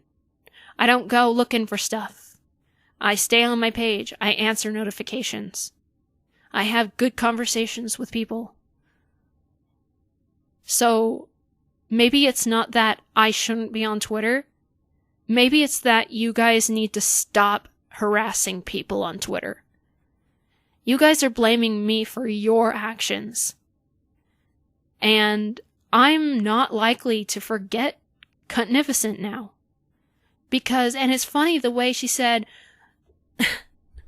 on Twitter, she said, you know, then why don't you block me and forget I existed? And I told her, I fucking tried. I blocked you on YouTube. I almost forgot you existed. And the thing is she seems to know that I can forget people existed because of my memory loss, and yet didn't believe that I didn't know these people she said that I was mean to. So, if I spoke to them, okay, technically I guess I know them, but I don't remember them, so technically no, I don't know them. So, I don't understand how... She called me a liar for saying I didn't know them. Boy, I sure wish I didn't have memory loss issues. It causes me a lot of trouble. It gets worse every single day. Do you know what it's like to not remember things that you really wish you could remember? Do you know what it's like to do something and then 2 seconds later forget that you did it, so you have to double check? Do you know what it's like to have to triple check that thing because you forget that you double checked it? Do you understand how frustrating it is to have memory loss caused by a fucking suicide attempt? Is that not serious enough for you? Because it's pretty serious to me. Because I'm suffering the consequences. But you know what? A lot of the times, including recently, I really wish that attempt had been successful. Because why do you guys want me to die so bad? What will you gain from it? Do you think it's funny? It's the only logical conclusion I can think of, because why else would you spend so much energy obsessing over me? Do you understand that? Do you understand that you are obsessed with me? Not in a good way. You stalk my every move, waiting for me to have a gaffe. Waiting for me to say something that you can twist around. Waiting for one of my supporters to say something so you can argue with them. Watching my every single move and discussing it in quote-unquote secret. Hang on. I thought she wanted to play. She chased the ribbon around a little bit and then just stopped. She's frustrating me right now. So, where was I? You're exhausting so much energy on me. Like, I would put my energy into modeling something in Blender. Like, I would put my energy into narrating a story or drawing something. Which means, if you put energy into it, if you go out of your way to do it, you must really like the thing you're focusing on. Which I don't understand. Because obviously you don't like me, and yet you're obsessed with me. I can handle not liking me. I can handle that. I cannot handle the harassment. You can have your discord. Okay? I don't care. I think it's pathetic. But what you should be doing is just blocking me and moving on with your life. You don't have to watch what I'm doing. You don't have to watch my videos. Okay? If you still watch my videos and say you're a fan, which you aren't, then you still must like me. You're just mad that you did something wrong and I blocked you. That's all it is. You can't handle being blocked because you did something wrong. Deal with it. Okay? You need to learn to treat people the way you want to be treated.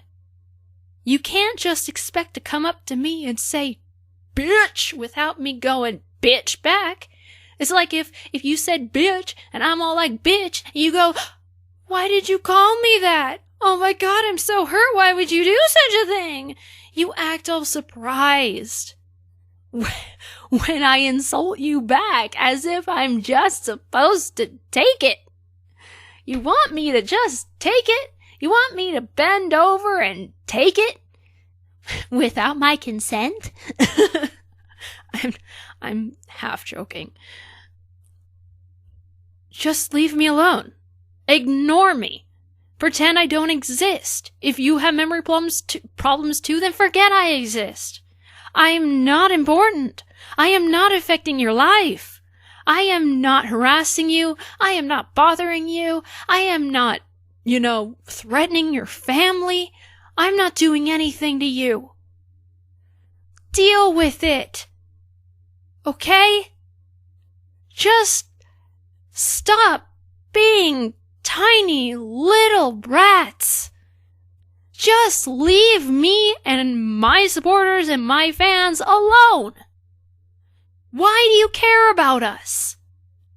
I'm not going to go out of my way to find Star Wars fans and insult them for liking Star Wars, even though Star Wars fans are super annoying, especially when they're that kind of fan that compares everything to Star Wars, which luckily Mike isn't, but even if he did, it's something that I would calmly say, I think that's kind of stupid, so can you refrain from doing that? I make Harry Potter references every now and then, and it's because I know he's not going to understand it. He understands some just because of, popular culture, but it doesn't matter what you like or what you don't like. If you don't like something, well, what I do is I try to stay clear of it as much as I can because it gives me negative feelings. And I don't want to feel negative. I'm not going to go into Google and look up Shotacon or Lolicon because I hate it and it's going to make me feel sick. I hate that I come across it when I'm just trying to find good yaoi and good trap hentai. I don't know why people are sexually attracted to kids. They don't have, but I could get into that in a whole other video. I'm not gonna go look up Steven Universe because I hate Steven Universe. I'm not gonna go out and look up. See, what is a more extreme thing I hate?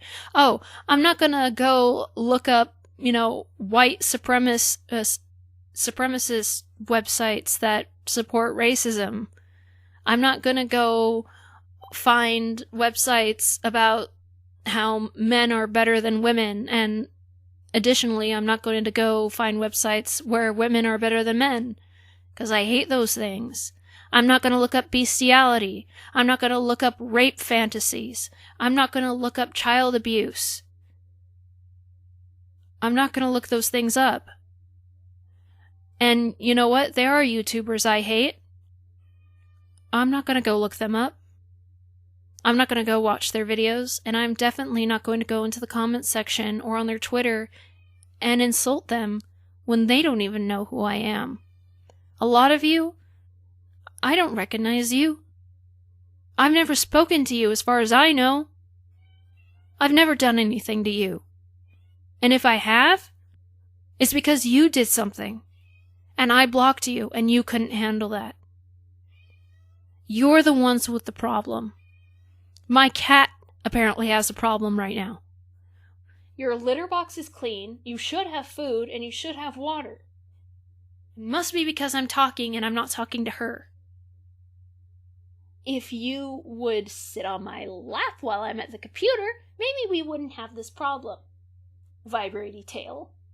When cats vibrate their tail, it means they're excited and stimulated. Go to sleep, though. I love you, my little pillow cat. My little kitty sleeps with us all night on the bed. Yeah. She's a sweet girl. Oh, she's so sweet. She can annoy me all she wants, but I love her to death. Yes, I do. I love you so much, you little face. And pretty eyes. Yes, who has pretty eyes is a pretty princess. You're such a love bug. Yes, you're a love bug.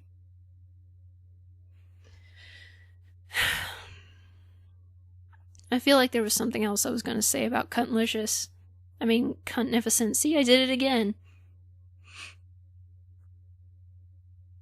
I don't know, I'm just tired. And there's no reason for anybody to treat me like this. You know who I am gonna go after and harass and tell people, tell them to kill themselves? Convicted rapists. People who have literally done crimes. People who say racist slurs like the N-word. I mean, I'm not gonna... Well, for black people who say the N-word, I'm just like, why are you doing that? It doesn't make sense to me. It's like on the Boondocks, they made a good point. Black people are fine, but there's a difference between black people and N-words. Because N-words are the ones who make their stereotypes true. And black people are just people. I like to think of it that way. That's why I'm like, if you call yourself an N-word or you call your friends an N-word, you're just degrading yourself. It's not a culture thing. It's a bad thing. So, but I mean, I could talk about that sometime too. I don't know. I'm just really unhappy. I'm really unhappy when I shouldn't be this unhappy. Because I don't deserve to be attacked unprovoked. I don't deserve to be bullied. I don't need the drama. My stress levels are so high. My blood pressure is so high. I shouldn't have to be thinking about suicide. I shouldn't have to be thinking about hurting myself. And I cannot believe that you people would do this. And again, the only thing that I can think of the reason why you would do this is because you want me to kill myself. You're those kinds of trolls who are like, do it. Jump. Drink bleach. Kill yourself. I have had people actually tell me to kill myself. But you guys are meticulous. You guys want to do it slowly. As if I've gone out and, done horrible things. As if I were a pedophile, a convicted murderer, a bank robber, a drug dealer. Oh my god, are you going to sleep? Are you gonna lay down on the pillow? I think she's actually going to sleep. But I'm not. And you know I'm not. And for those people who are spreading lies about me, you know damn well they're lies. And if Cuntnificent really thought she was telling the truth, there's a big problem there. It's like, this is a small, not extreme example. It's like, Hang on, I have to think of it. It's like if a wife points to a picture of her friend and says, "Doesn't she look good in this dress?" And he goes, "Yeah, she does look good in this dress." And then she goes, "Are you saying I'm ugly? Are you saying you want to date her instead? Or do you want to be married to her instead? Am I not good enough for you?" And the man's just like, "Whoa, what the fuck?" Some women are like that. It's crazy. But it's like that. It's Cunnificent took words that didn't mean what she said it meant and reached so far. You know what another reach is? Is people claiming that I want to rape rapists because they're illiterate. And that is the most far-fetched thing I've ever heard. Like, you're reaching so far your arms must hurt. It's because I was complaining about rapists. And it said, like, I think because I truly believe that the only people who deserve to be raped are people who have raped others. So, you know, but personally I wish that they would just all die. And, you know, it being bred out and, you know, people just, you know, look, don't touch. I don't understand why you can't just take no for an answer. But whatever, again, I digress. And then I said, after I said that only rapists should, or all rapists should be raped, I said, I wish I could do it. Next sentence, I wish I could kill them, or something like that. It's not, rapists should be raped. I wish I could rape rapists. I don't want to have sex with these monsters. I'm not sexually attracted to monsters. There's a transition there. I wish I could do it. I wish I could kill them. Or I wish I could eradicate them. But they reach so far that it's absolute idiocy. It's just the stupidest thing. And this is why I believe that you guys are just idiots. You are morons. And maybe some of you are being morons on purpose because you want to bully me into suicide. But you can't claim something like that because that's stupid. Somebody who's against rape is not gonna rape somebody. I have my own morals. I only have sex with my partner. And Michael's my partner. If I tried polygamy, I would have multiple partners. But I mean, I don't cheat. I have never been a slut or a whore. I don't sleep around, anything like that. I am attracted to the one I love. And I hold sex and love together in its own little bubble in my heart, and it's sacred to me, no matter how kinky it is. It's sacred. It's a tool of affection. It's a tool of bringing two or more people together and connecting with one, because it's a unity between lovers.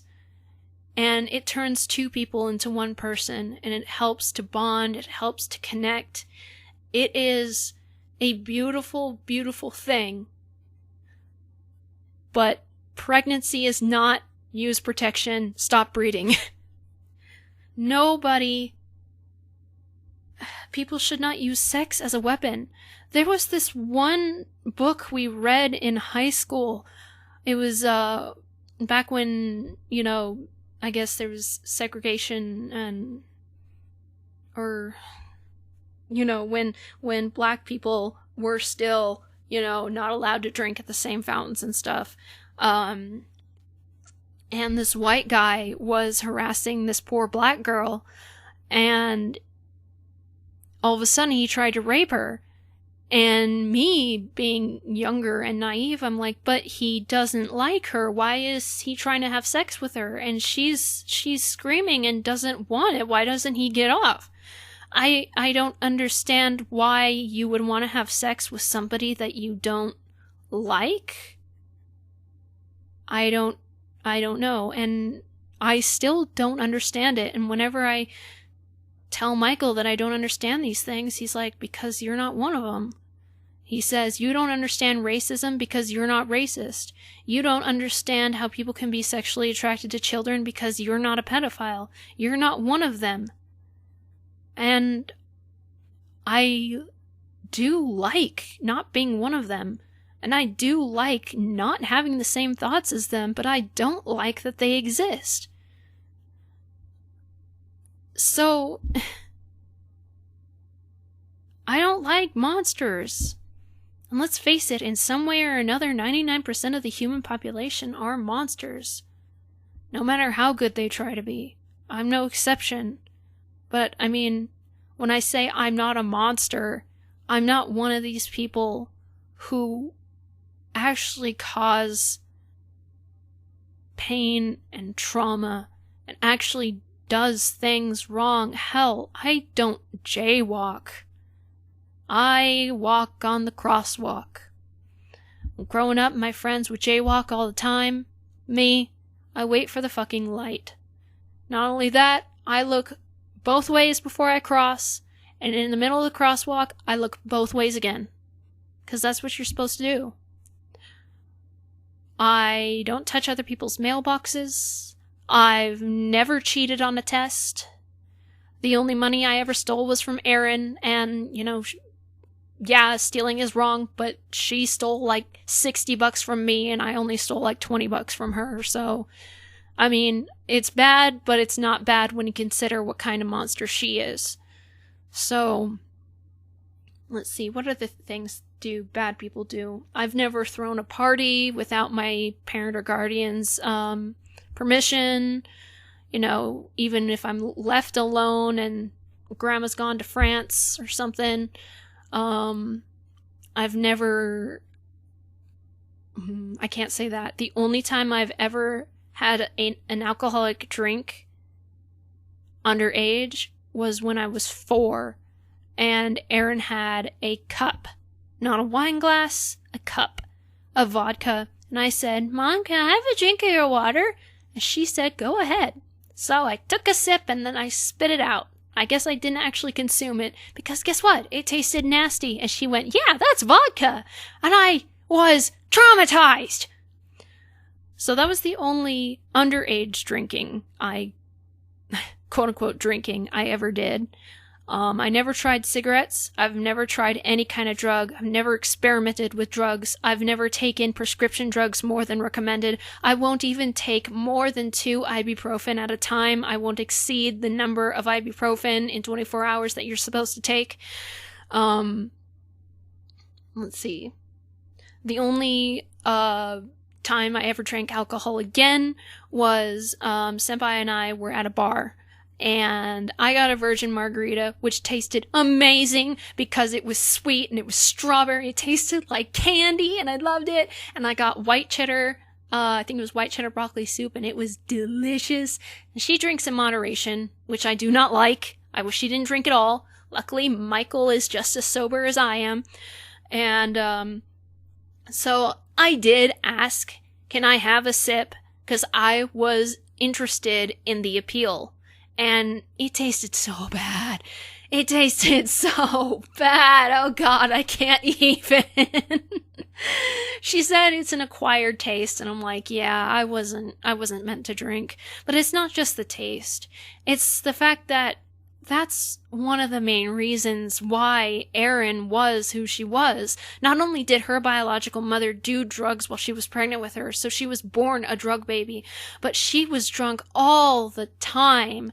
And when she was drunk, oh my God, woman, you got off the pillow. When she was drunk, she was most when she was violent, and my father is violent when he's drunk too.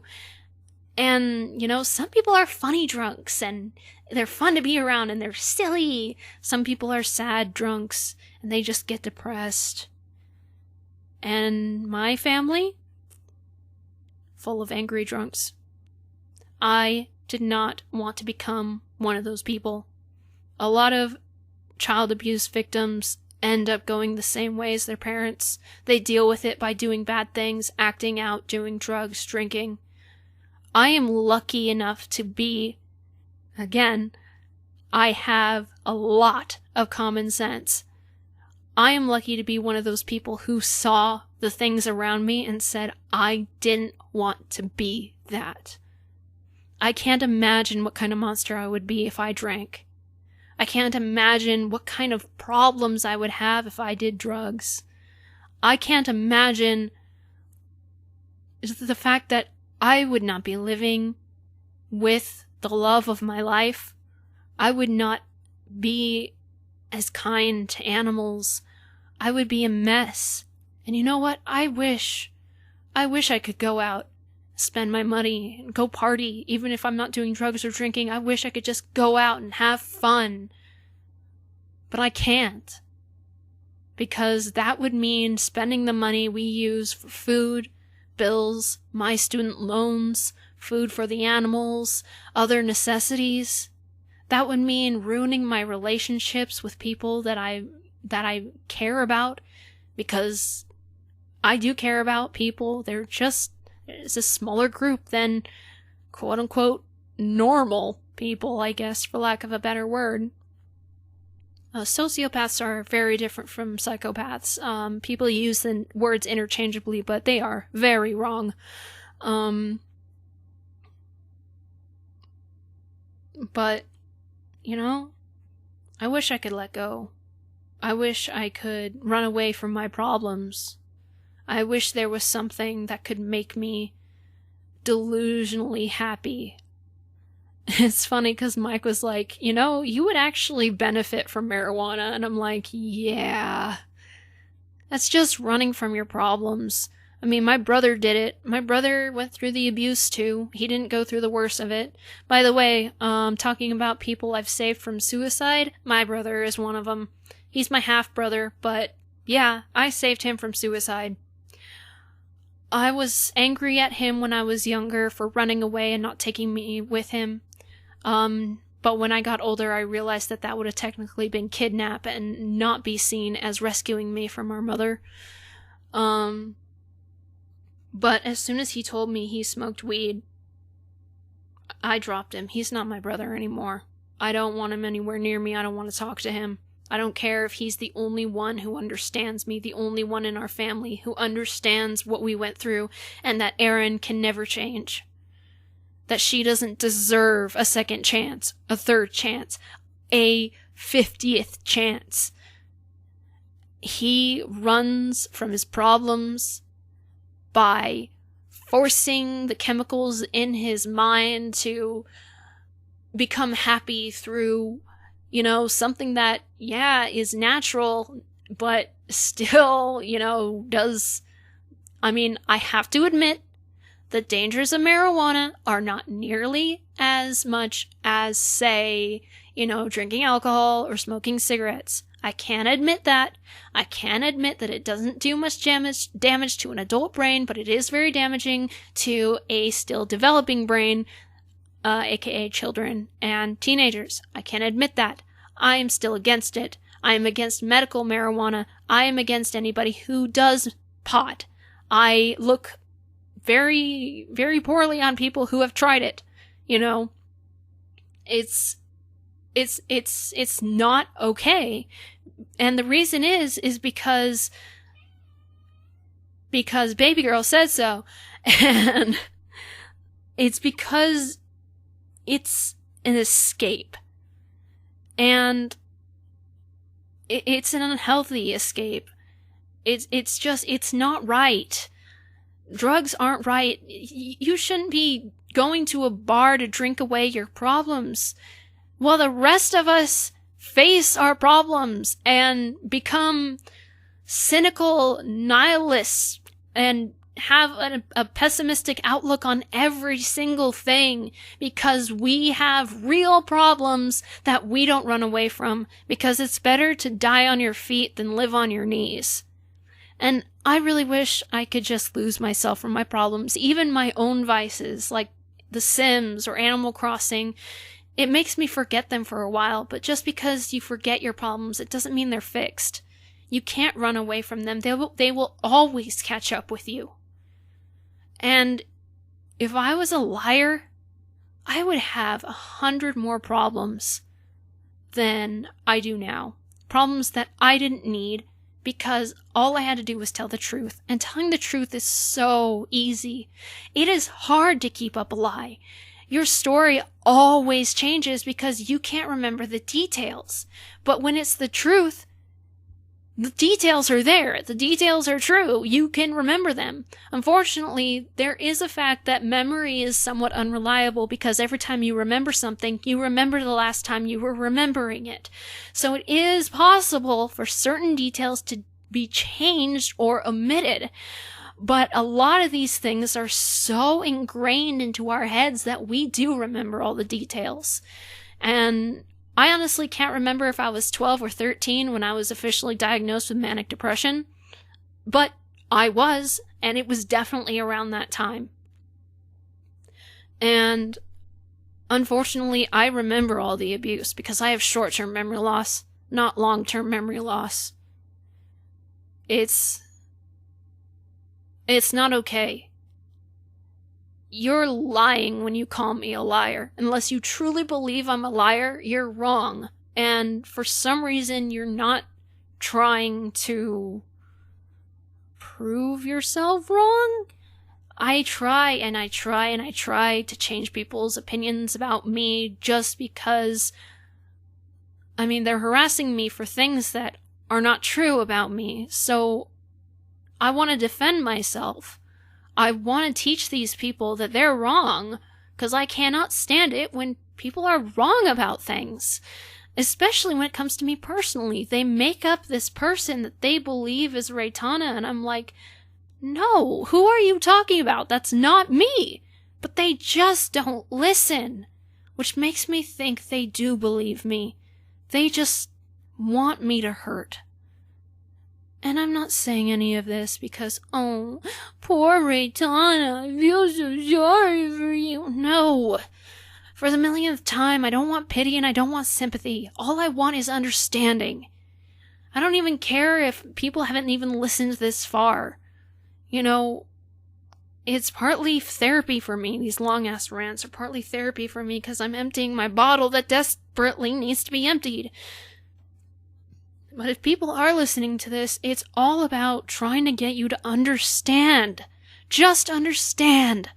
I'm so frustrated that you refuse to understand. You don't even stop. You just assume and you believe, and I can't understand. Whenever I tell somebody something and they don't believe me, I go, well, why wouldn't you believe me? I just said it. Like somebody's all like one where you made this video, you called us out on it, you were inspired because of us. And I'm like, no, I was inspired by this thing and I happened to change the subject to go into this thing. And I needed a title for the video. And they're like, no, you didn't. I'm like, yes, I literally just said that was the reason. I say what I mean, and I mean what I say. If you don't fucking like it, you can just go away. That's a little iffy if I'm off my medication for a while. Then it's hard, because I say a lot of things that I don't mean. Yay, and a tear. But I've been on my medication. I didn't take it that one time, which wasn't enough to turn me into a full monster, but it apparently was enough for me to get a panic attack and not be safe. Wow. So, I don't know. I don't understand it. I feel the same way I did when I was learning that apparently smoking pot was a normal thing. When I found out that cheating on your partner was a normal thing, apparently. When I found out that lying is a normal thing, apparently. Even when I used to lie, I don't think I told any big, harmful lies. I honestly can't remember. It was small things like, did you do it? No, I didn't do it.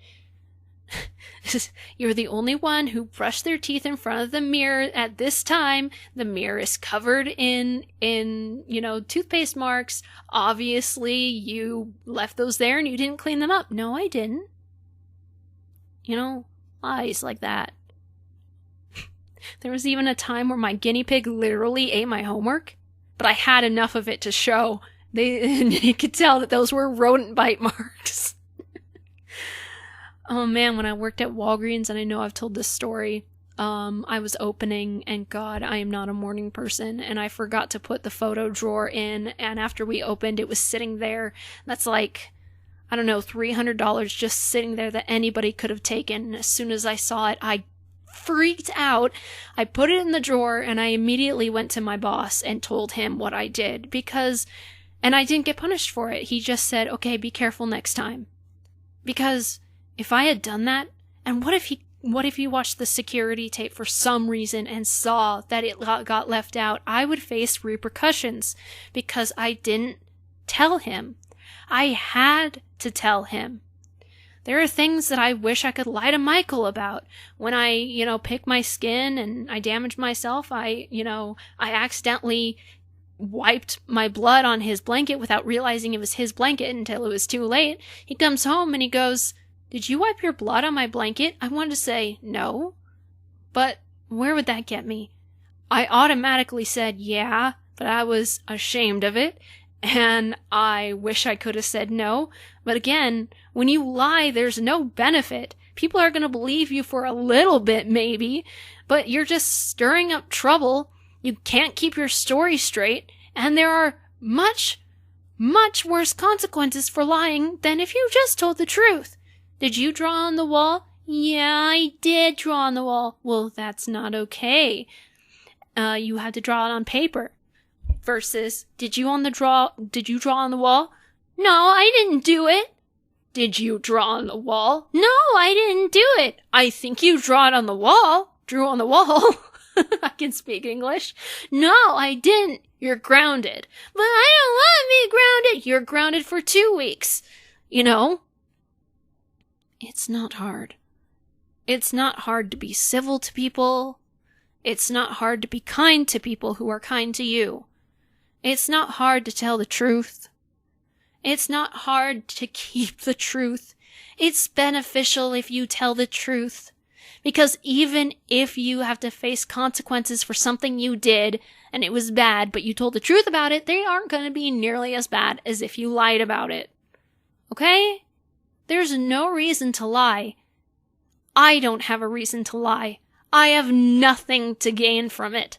Absolutely nothing. And people don't realize how seriously I take my code of honor. It's my religion. If I do something bad, I feel bad. If I do something good, I feel good. And I might have a little bit of a warped view on what right and wrong is, but not nearly as much as a lot of people, and I have had to teach myself. I used to think that threatening to kill people was okay and harmless. It's not. And I learned that. And the thing is the way I was taught was they treated me like I knew it was wrong, but I didn't. And unfortunately, there was a lot of things that other people knew right and wrong from, but I didn't because they had good parents. And I was treated like I knew better, and I didn't. And there are things that I was telling the truth about that no one believed me. Like, I know I've told this story too. When I was in 4th grade, this kid in my class, I still remember his fucking name. His name was Seth. And we were at recess, and there was this tree that kind of hung over that you could hide in, and he and his friends pulled me into that tree, and he had me locked I was facing behind him, and he had his arm against my throat and was choking me, literally choking me. I could not breathe. The only way that I could get away from him was to bite his arm, because not only was he choking me, but also the recess bell rang. I had to be in class. I could not be tardy. That is another thing. If I was ever tardy, if I was not on time, it was the worst thing ever.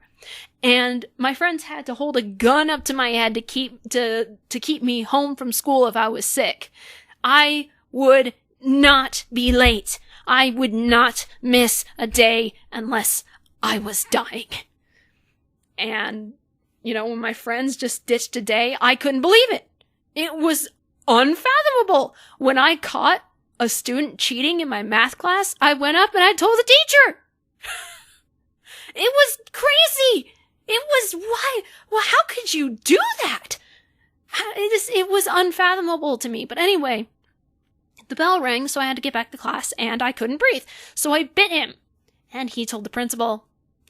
And in hindsight, I wish I was strong enough to defend myself a little more passionately, but I was 9? I think I was 9.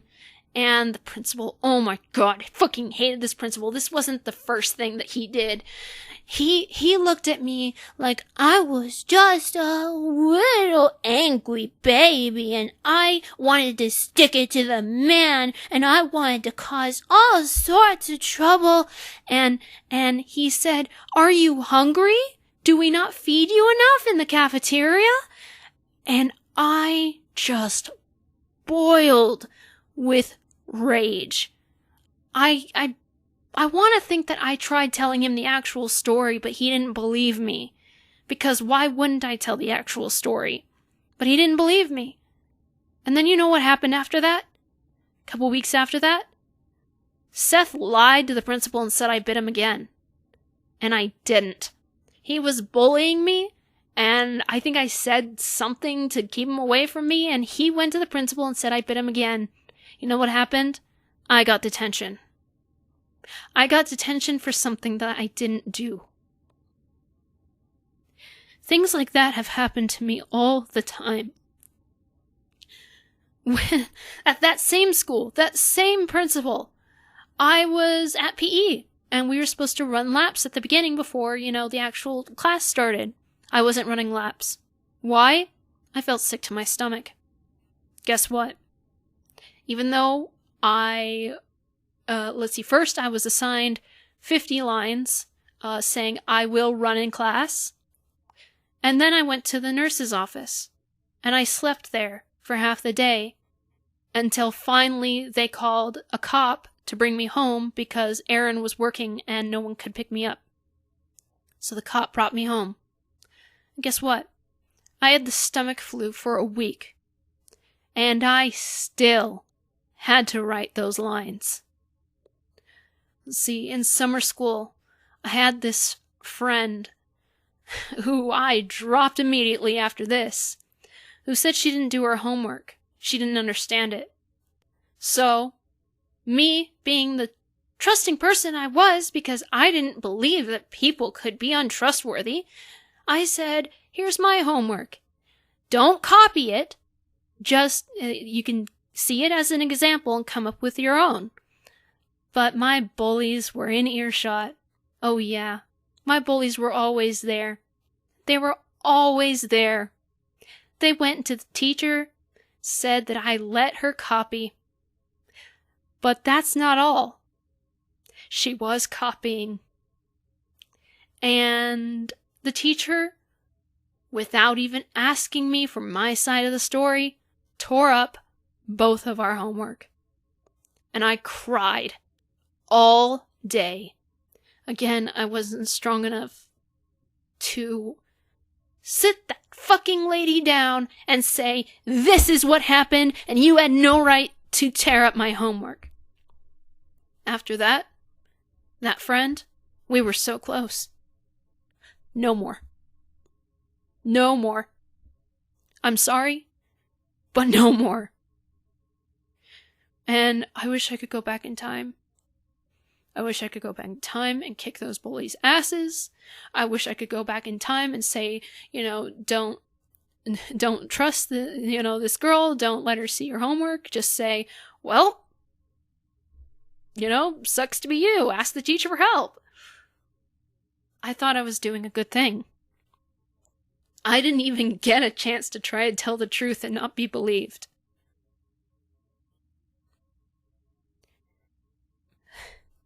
And I never thought that these things would keep happening to me. I never thought that you guys would willingly accuse me of things. And I try my damnedest to tell you the truth. And you don't believe me. It's a foreign concept to me. Ever since I stopped lying, it's a complete foreign concept to me, and I didn't even lie very much to begin with, and I was a terrible liar. I can act. I can voice act. I can play a role. But that's different when it's in real life. I'm not going to put on an act in real life. I'm going to show you who I am, and I'm going to say what I want to say. I'm a human being, and you know what? In the honesty department, I am much better of a person for being honest than all of you who lie. I may not be better than everyone, but there are qualities I have that make me better than some people. And no, that doesn't mean I think I'm better than everyone. That doesn't mean I think I'm special. That doesn't mean I'm narcissistic. It's the truth. Anybody who has better qualities than other people is better than those people. There are people who are more social than me, and there are people who are better drawers than me. There are people who are, who are able to shove things off and nothing bothers them. There are people who are so generous that they, give away money to anyone who asks for it, even though it's causing them financial problems. This, in a way, that's really dumb, but in a way, they are better than me. Like, take Markiplier. He's able to hire an editing staff. He's, I think he does have some depression issues. I don't know. Don't quote me on that. I think he might be bipolar, but I've never actually looked into it. But he's better than me at what he does. He's a better YouTuber. Most likely, he's a better person. So when it comes to PewDiePie and his nice little N-word thing and paying people to say, bad stuff about Jews, I have to admit that I'm a better person than him in that context because I wouldn't have been so dumb. And I will never say the N-word. In one of my songs, called, this song is controversial, I say it's okay to say every word in the English language, but it's not okay to say the N-word. But I bleeped it and it sounded like I said it. What I actually said was wigger, so that I could get that I could have said anything else. I could have said mugger, even. And I don't think the N-word has ever come out of my mouth. I even turned down a voice acting role because the script said the N-word so many times, and I'm like, why would anybody even say this so many times?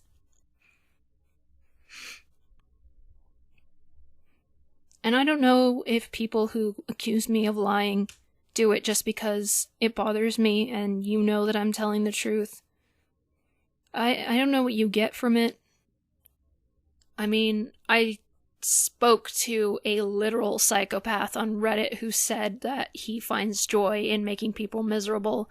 And I asked him, and it wasn't, are you a psychopath? It was, are you a psychopath? Like a legitimate question. And he said, I've been asked that a lot. I think I should show some signs.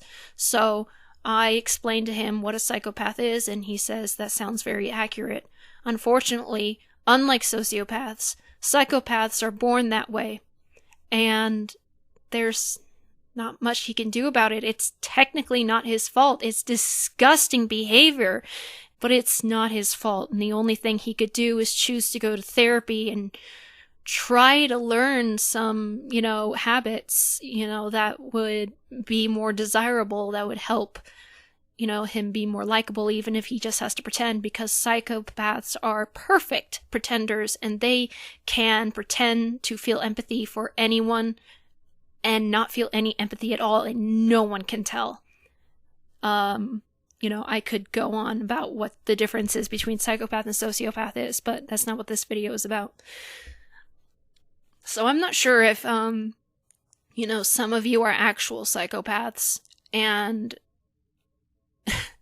legitimately would not care if I killed myself. You'd actually probably think it's funny. I don't know if a lot of you are just compulsive liars that just lie because I cannot think of a logical explanation. And it's funny, one of the traits of a sociopath is being an expert liar, and being manipulative. And I think it's because of my code of honor that, and even before I had my code of honor, even when I would lie, I would feel bad about it. So I have this tell. I'm pretty sure it's in my eyes. I don't know. In person, I can usually tell when somebody's lying. Sometimes I can usually tell when somebody's lying on the internet, even if it doesn't have to do with something I know for a fact is true. Some people are just too good at it, and unfortunately I can't see your eyes when you lie over the internet, but I don't know if I tried. No, I can't. I think I've when I'm picking at my pubic area and digging holes, which is a very bad habit that I thought I kicked, but apparently I didn't, so I had to take all my tools and put them in the closet instead of keeping them in the bathroom. Michael would knock on the door, and he knows this. I told him, if you knock on the door and you ask if I'm okay, if I say, I'm fine, I'm almost out, just going to the bathroom, that I am indeed just going to the bathroom. If I respond with nothing, or yeah, then he needs to come in and stop me from picking, that I'm not okay, and that I need his help. That's really the only time I've broken my code of honor, is those times when I'm stuck in my dermatillomania episodes, and I don't know what's wrong with me. I've gotten better about it. There was one time where I was closed in the bathroom and I was picking my skin. He knocks on the door and he says, "You okay?" And I said, "No," really loudly and really firmly, and he opened the door, found me picking, was able to pull me out of it. I said, "Thank you." Sometimes it's frustrating because, I can see something that I want to get out of my skin. Sometimes it's something that doesn't need to be taken out of my skin, like fat. And, I can be all mad as I want, but when it comes down to it, I'm thankful that he stops me. And, I have gotten better at it. The stress has been making me pick more on my face, unfortunately, but I've gotten better at him knocking and saying, "Are you okay?" and me, telling him I need help. I don't know. Acting is good because I can get into the character, and whatever the character is, whatever the character believes is true to me when I'm playing that character. But the thing is in real life, I'm not playing a character. So Reitanna is me, is Kara. But there is a Reitanna that is specifically my cartoon character. My alias is Reitanna, that's fine. I purposely made my cartoon character to be more what I want to be. She still has a lot of my problems, but she's better. She's happier, like when I was younger, and less damaged. But, she's happier. She's able to socialize a lot more, but the reason is because she lives in Encephalon. And things are just so much better in Smilesville, and it's therapy for her, and she's able to fix a lot of things. I was actually writing a story about the first time my character went to Encephalon, and I haven't gotten to the part yet where she's on a tour with somebody, and haven't gotten to the part where I'm gonna write she goes to Smilesville, and she discovers that there's like no crime rate, that you don't have to be embarrassed about what you wear because everybody's crazy, that it's light, that it's colorful, it's fun, you can eat practically any plant, the freaking dirt is chocolate, where she was more like the real me because she lived on Earth, and she drops to her knees and she starts crying, and she's so happy because she has finally found the place that will help her, that will save her. And that's why she became such a happy, silly character that I really used to be, and that I would be if I didn't have the experience that I have that made me cynical, nihilistic, pessimistic, that made me not trust anybody, that made me hate humans and the world. And then there's perfect Reitanna. I haven't introduced her yet. She's going to be a kind of clone that Evelyn did of me. She's perfect. She's beautiful. She has a rockin' body, the best boobs ever. And she's social. She doesn't have any mental illness. She has no others. She never went through the things that I went through. She is so perfect, and oh god, is she so talented. She's the greatest artist. She can play any instrument, and god, there is nothing to dislike about her unless you're jealous of her, and that's where the conflict is. Because I will be all like, oh, that's cool, Evelyn, but I feel a little iffy, but then, when I get to know her, realize what she is, well, green isn't a very good color on me, is it? But I happen to wear it all the time. And I'm jealous. And I see the problems. And I can't stand it. Doesn't matter, Evelyn, if you made a perfect copy of me. What matters is that I'm not that. And, I think we end up sending her away, so that I didn't have to be around her. We couldn't stand killing her because she was, an actual person that Evelyn made. So,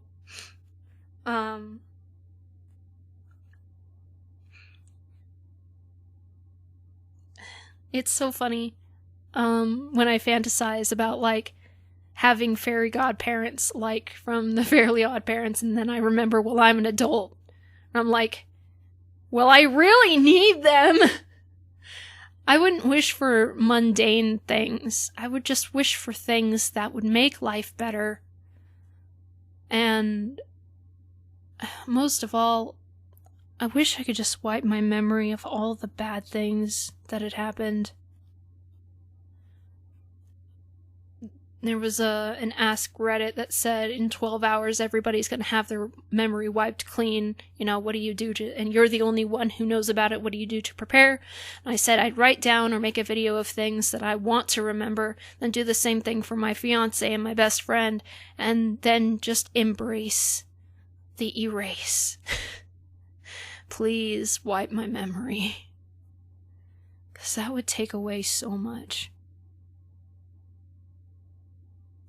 And people can say, Oh, you're so emo.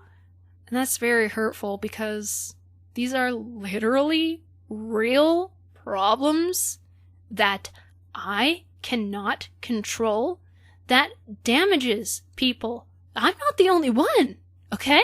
I'm not the only one who suffers from mental illness. I'm not the only abuse victim out there. There are people who have been through worse. The girl who was the voice of Ducky from Land Before Time, my favorite character, her story is heartbreaking. God, I can't stand things like that. I don't understand people.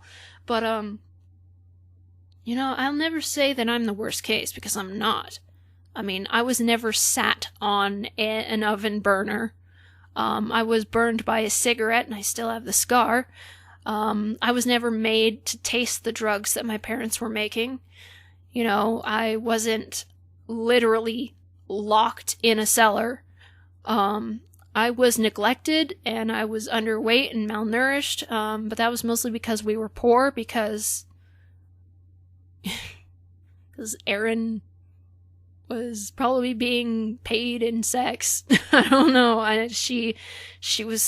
We were so poor. You know, I'll never deny that there are people who have it 10, 20, 100 times worse, 1,000 times worse than me. But the fact of the matter is it doesn't matter how bad you have it. If you have it bad, then it's bad. And if it hurts you, it hurts you. And that's all that's important is, does it hurt you? Yes? Well, then we need to fix it. We need to make it so it doesn't hurt you. We need to make it so that you don't feel pain anymore. But we can't do that.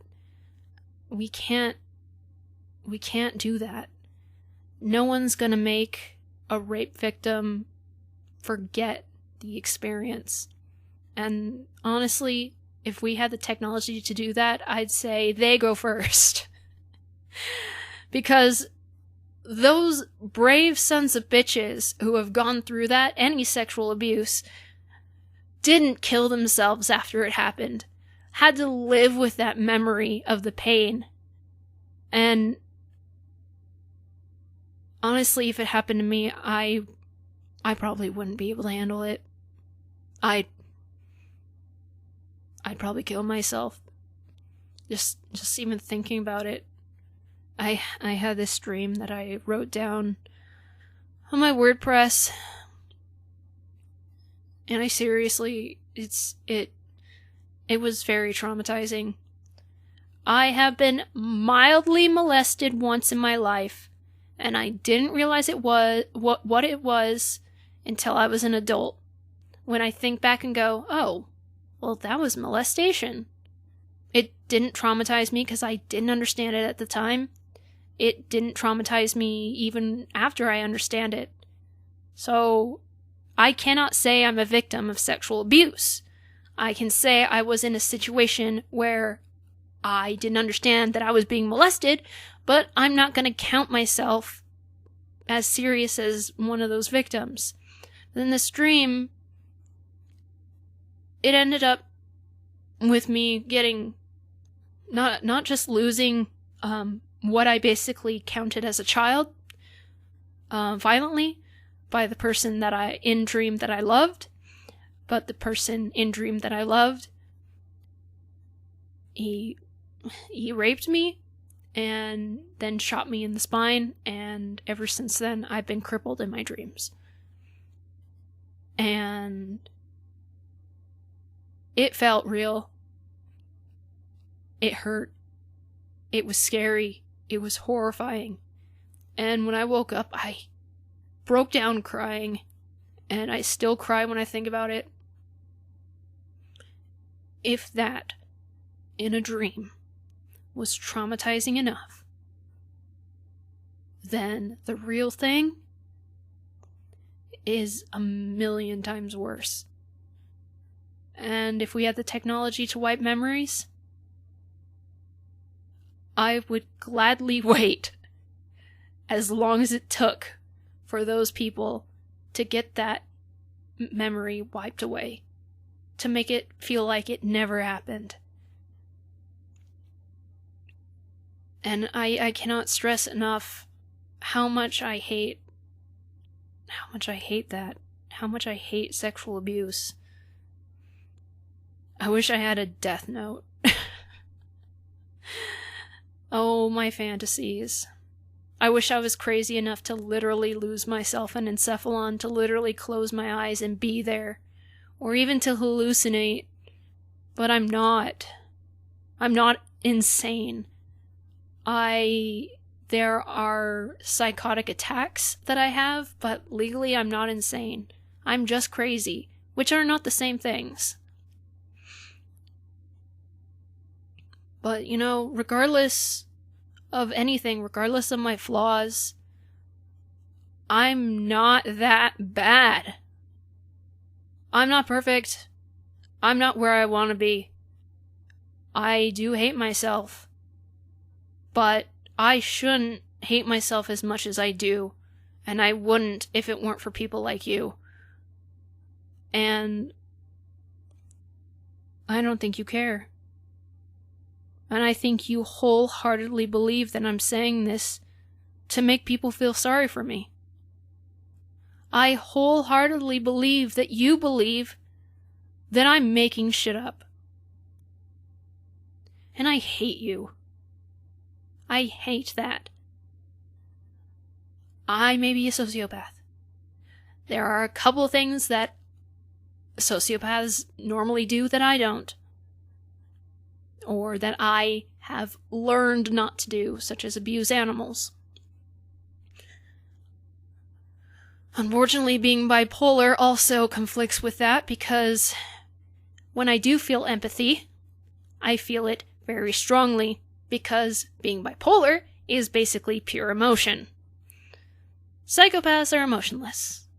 Sociopaths are not.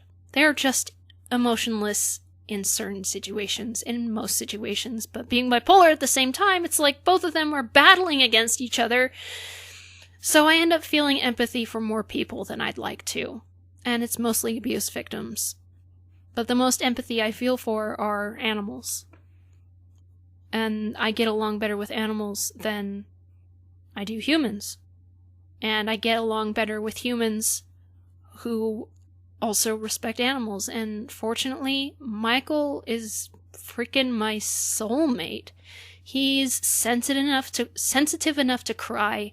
He doesn't care about masculinity. He's not feminine in any way, but he doesn't need to try not to be feminine, you know? He's not afraid of people thinking he's gay because he's wearing a pink hat or wants to color his hair, you know, that dark magenta pink color he's been on the fence about for like a year. He doesn't give a shit because he knows who he is, and he knows that he doesn't have to pretend. He has a lot of girls in his family. He has 2 brothers, but he's still got a lot of girls. He's sensitive. He's polite. He isn't afraid to cry when he's upset, which is very rare.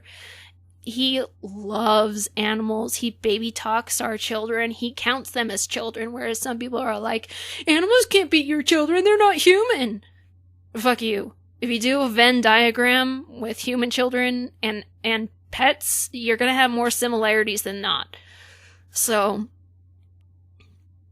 you know, he's a wonderful, wonderful man. He doesn't have any mental issues, but he completely understands that my mind works in ways that we can't help.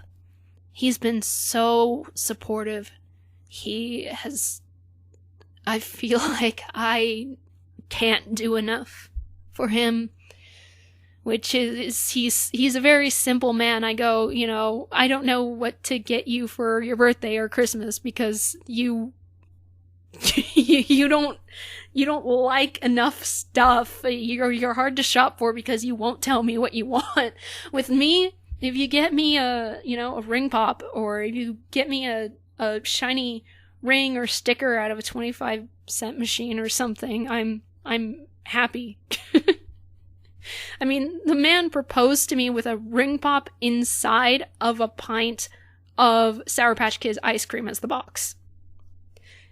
I can't think of a better way that man could have proposed to me. It was so customized. to my personality and to the things that I like, it shows that he truly listens, he truly cares, and he truly loves me. My mind is so fucked up. Sometimes I go, what if he's cheating on me? But I'm able to combat it and look at the facts, look at it logically, and remember that if he were cheating on me, I would know. And we've had this pact where no matter what, we have to be honest with each other. And I told him, I said, if you ever fall out of love with me, don't cheat on me, tell me, and then we can work things out. You don't need to cheat on your partner if you don't love them anymore. Oh my God, just break it off. It's not that difficult. Don't be unfaithful. I don't care if you hate your wife or your husband. Just break it off first. And I don't care if you have children. People have a bad association with divorce, but sometimes it can be the healthiest and best thing for a child. Anyway, you know, he understands that he understands mental illness, even though he's not a psychologist. I think he might have taken some psychology in college, but, you know, he's gentle, he's sober, he's not interested in alcohol, he's not interested in drugs or smoking. He doesn't drink caffeine because he drank a lot of caffeine before and he felt that it was, just making him too jittery. For me, I literally overdosed on caffeine, so I can't have very much of it. It's a dangerous drug. They don't really let you know how dangerous it is, do they? He's just, with all of his flaws, and even with the things that annoy the shit out of me that he does, he's just perfect for me. And it's funny because with some people, their flaws drive me so nuts that I just can't be around them. But we were watching that 70s show today, and the characters were comparing themselves to food, and Donna said Eric was a Twizzler. And I asked him, what food do you think I am? And he's like, oh, that's a tough one. I'm going to have to really think about them. And I said, you are pasta. Because for some reason, I just can't get tired of you. He can be around me 24/7 and I don't get sick of him. And you know when you're around a person a lot and you gotta have a break from them? I don't have that with Michael. Even when he's on a long vacation, he's not going to work, he's always around, he's always there. It doesn't bother me. And God, with pasta, I feel like I could eat it every night because it's not just the same pasta. It's just pasta in general. I just like pasta. But, I don't know. It's strange to feel this way about a person. I mean, even with Senpai, I love her so much, but even if I spent too much time with her, it's a little too much. But just, Michael's wonderful. He knows me probably better than anybody except for Senpai. He knows that I literally cannot lie to him, even if I'm tempted to. He knows that I would never lie to him. And I always tell him how much I love him and that I appreciate him. And he's honest with me. Even though he calls me pretty, and I don't think I'm pretty, and it's because of the scabs, and he's like, the scabs don't make you ugly, like permanently ugly, it just makes you look unhealthy. And I do agree with that. I just wish that I could say I'm pretty like I used to. You know, when I used to take pictures of myself, that was self-portraits. I used to get dressed and I used to try and look my best, and it was a self-esteem booster, and I just wanted to feel pretty because it made me happy, because I have such low self-esteem. But people just kept calling me vain, and I didn't understand. So I was conditioned to believe that if I show pride in anything, then I must be vain. So I broke myself down and broke and broke and broke myself. And the only thing that I can take pride in is the fact that I am straight edge and the fact that I don't lie. When I do art projects, I really want to feel proud of them. But if I show it, then people are just gonna harass me about it. And I don't understand it. I don't understand the logic behind cunnificence accusations. I can't understand the logic behind your guys' accusations. Why you jump to such ludicrous, conclusions. Why you make stuff up about me and spread it around and try to get others to hate me too. When all you have to do is ignore me. I'm not that important to you. I could die right now.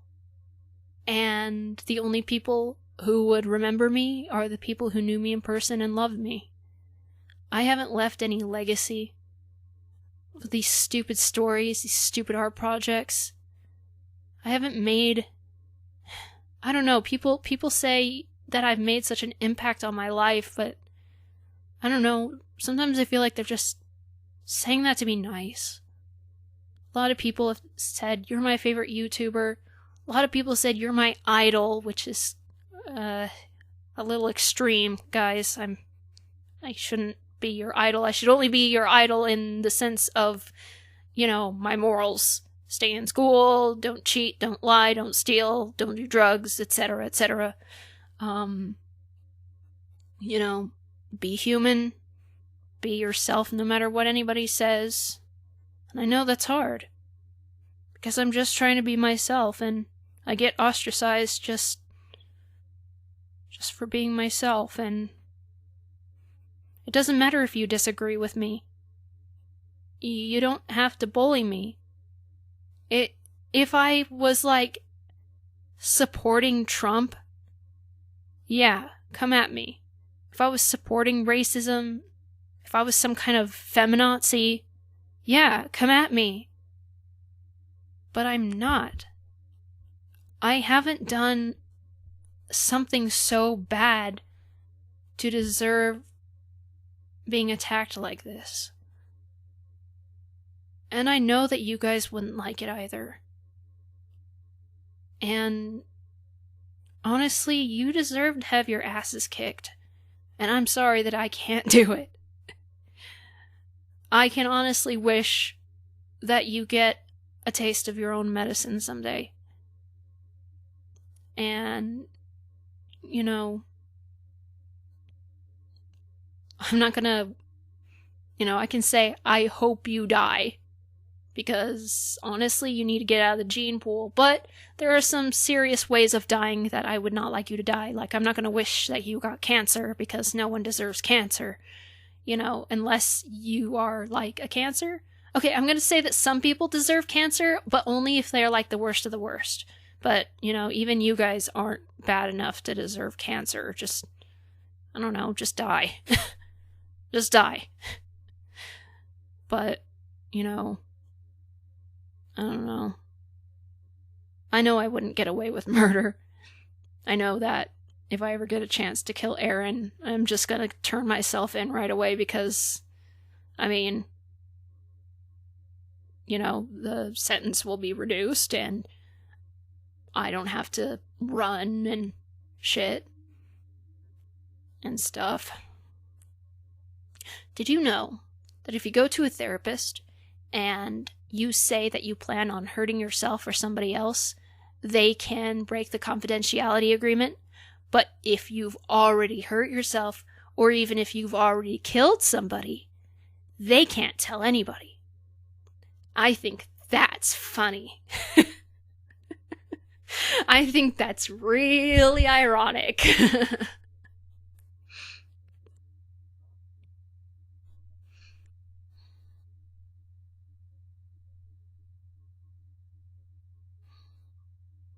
I'm hungry. I'm just sitting here for almost 3 hours talking. My voice is shot.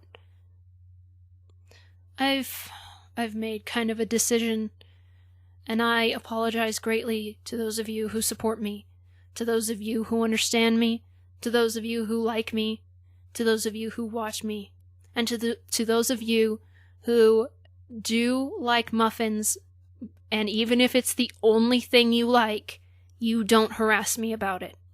I'm okay with muffins being the only thing on my channel that you like as long as you don't harass me about it. But I apologize to you because I am saying right now that until further notice, even if I am off my hiatus, you will not be getting any more muffins narrations until further notice. Because there are people who watch them that don't deserve them. And I am sick and tired of trying to cater to people who just will not be satisfied. There's a quote that says, you can satisfy some of the people some of the time. Or you can please some people some of the time, but you can't please everyone all of the time. And I feel like I understand, and I know that my supporters deserve it. They deserve another narration. So maybe I'll keep the next narrations exclusive to Patreon for a while. Once I get into editing again, once my burnout burns out. But on YouTube, you're not getting it for free.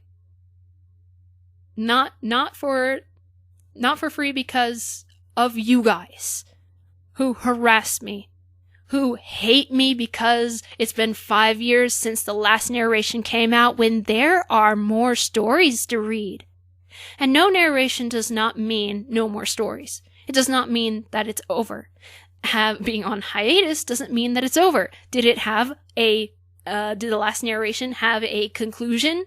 Did it have a satisfying ending? No, it didn't. So why do people think it's finished? I don't get it. They assume these things, and I'm just like, assuming things just makes an ass out of you and me. So, no, you don't get any more muffins narrations. There will be a time when I get back into writing, and I will write the next stories. You can go read them. They will be on my quotev. And if I get my DA back, they will be on my DA. I will make an announcement on Twitter and probably on YouTube that the story is up and where you can find it. But you're not getting any more narrations until I feel satisfied and I feel comfortable with posting those narrations. I know that those narrations will make me much more money. But it's the principle of the thing. It's the fact that, yes, money is important, but it's not as important as my self-respect. And I really wish I hadn't given in to peer pressure because The Fun Never Ends was supposed to be the last one.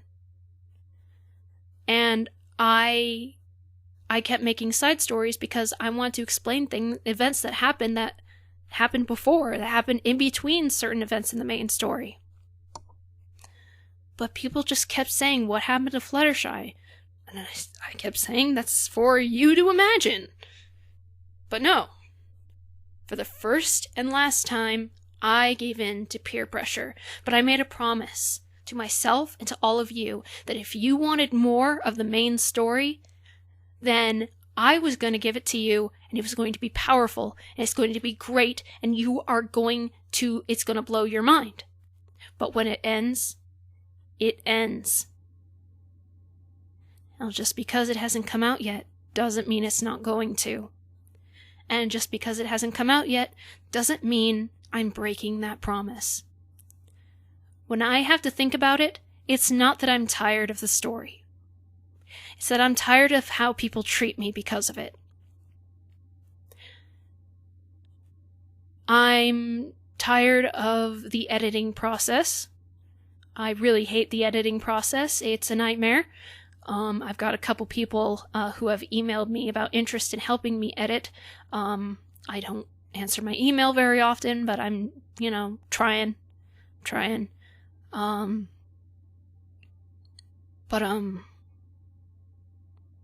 I like writing it, as long as I don't have my writer's block. I like writing it when I have my muse, when I'm in the zone and I'm going. I like reading it. Most of all, I like the end result of the narration. I like the music. I like changing my voices to fit the characters.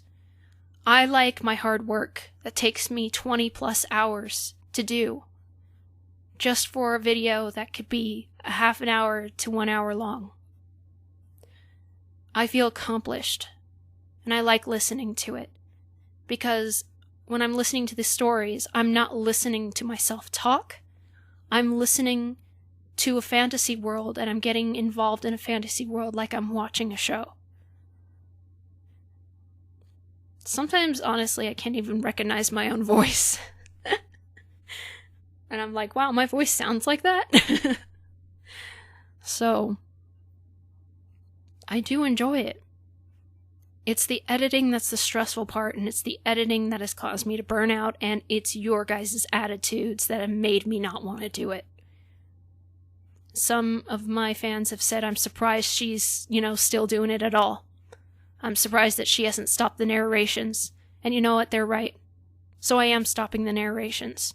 Until further notice.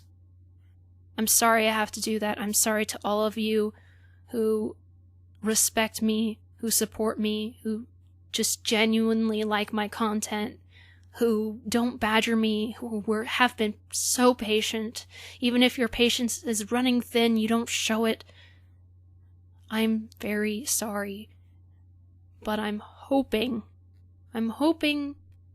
that maybe even if I don't make it exclusive to Patreon, that maybe I could make it private enough to where if I complete the narrations again, I can send the file to select people.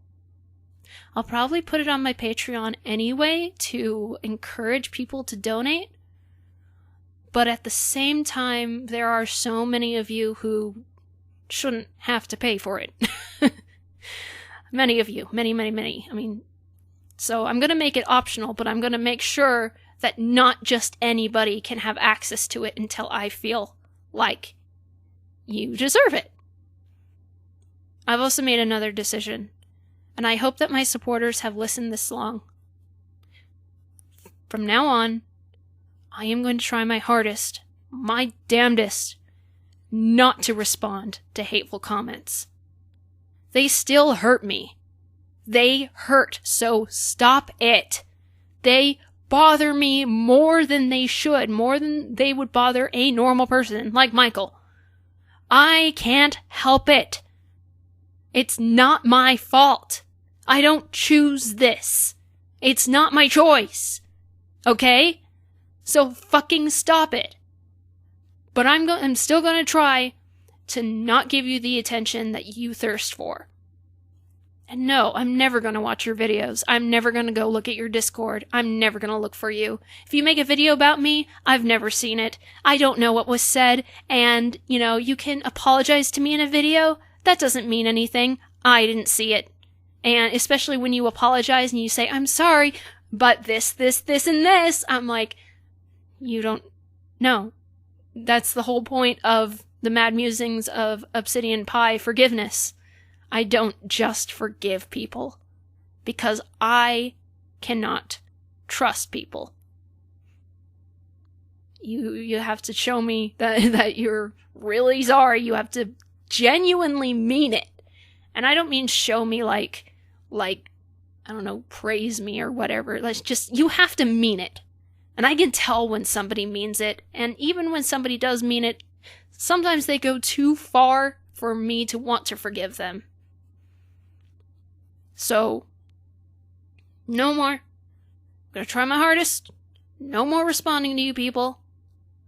And I encourage any and all of my fans, supporters, friends to do the same. I know some of you are okay with the drama, some of you find it entertaining to see how stupid these people are, but I encourage you, and I've said this before, when people call you guys my white knights, I've said this before, I don't send people on people anymore. I haven't done that for a long time. At least a decade, maybe more. Okay? When people defend me, when they go after the people who are hurting me, and they defend me, they are doing that on of their own volition. I am not telling them to do that. They are choosing to do that. And right now, to those of you who do that, I very much appreciate the reason you're doing it. I appreciate the fact that you want to defend me. I really do. But it's just gonna cause more problems. It's gonna make people think more that I am a leader of the cult or whatever, or that I'm your god or whatever. They come to the stupidest conclusions. It's just gonna fuel a fire that shouldn't be burning anyway. So please, please, I hope you've listened this long. Please do not engage with these people. I beg you. If you can, block the person so you can't see their comments anymore. Especially on Twitter, because that's like an automatic, you don't see the comments anymore. Block, boop, boop. Please don't instigate. You don't need to defend me as much as I honest to God want people to defend me. I know that it's not right. It's not a smart decision. And I understand that not everyone will like somebody. But you should keep your hate to yourself unless that somebody is an actual criminal like Donald Trump.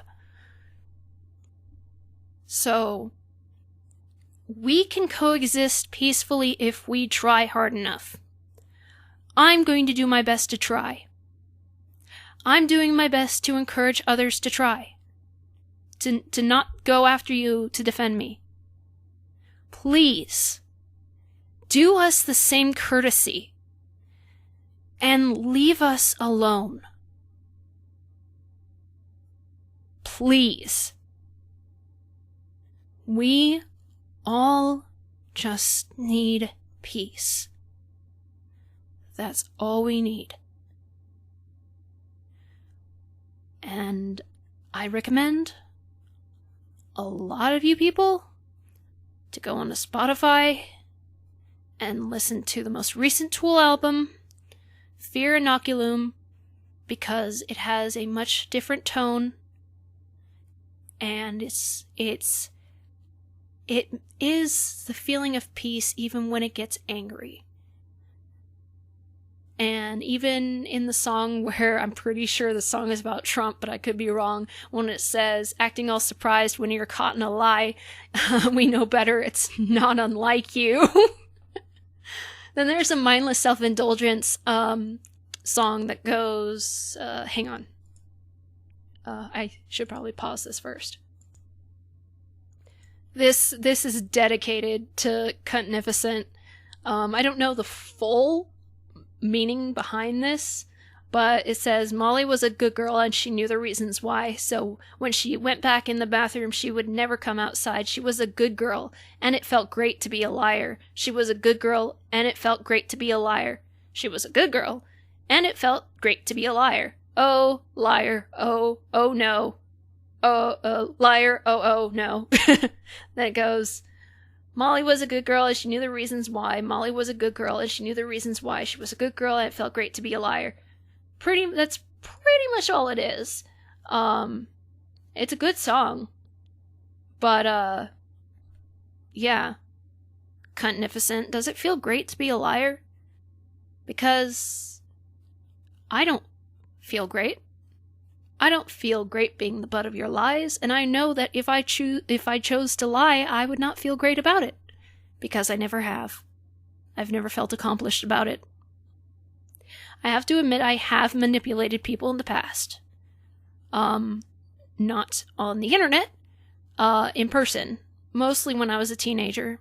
And I am pretty good at manipulation, which is a trait of a sociopath. Normally I don't need to lie to do it, but I can guarantee you that I do not use it on my fans, my supporters, or even my haters. I do not use it on any of you on the internet. Never have, and most likely never will, unless it's something really bad, and I haven't encountered anything like that. Even the people that I hate the most, that I can never forget, like Midnight Muffin Person or whatever, I've never manipulated that person, and people think I am manipulative, and I'm like, well, technically I can, but I'm not. I'm choosing not to. It's kind of part of being honest. It's something that I sort of save for personal revenge, meaning in person, and even then, I haven't done it in so long. I don't know if I would be good at it anymore. But I can't say that I haven't. Just like I can't say that I've never lied. I can say I never lie, but I can't say I've never lied.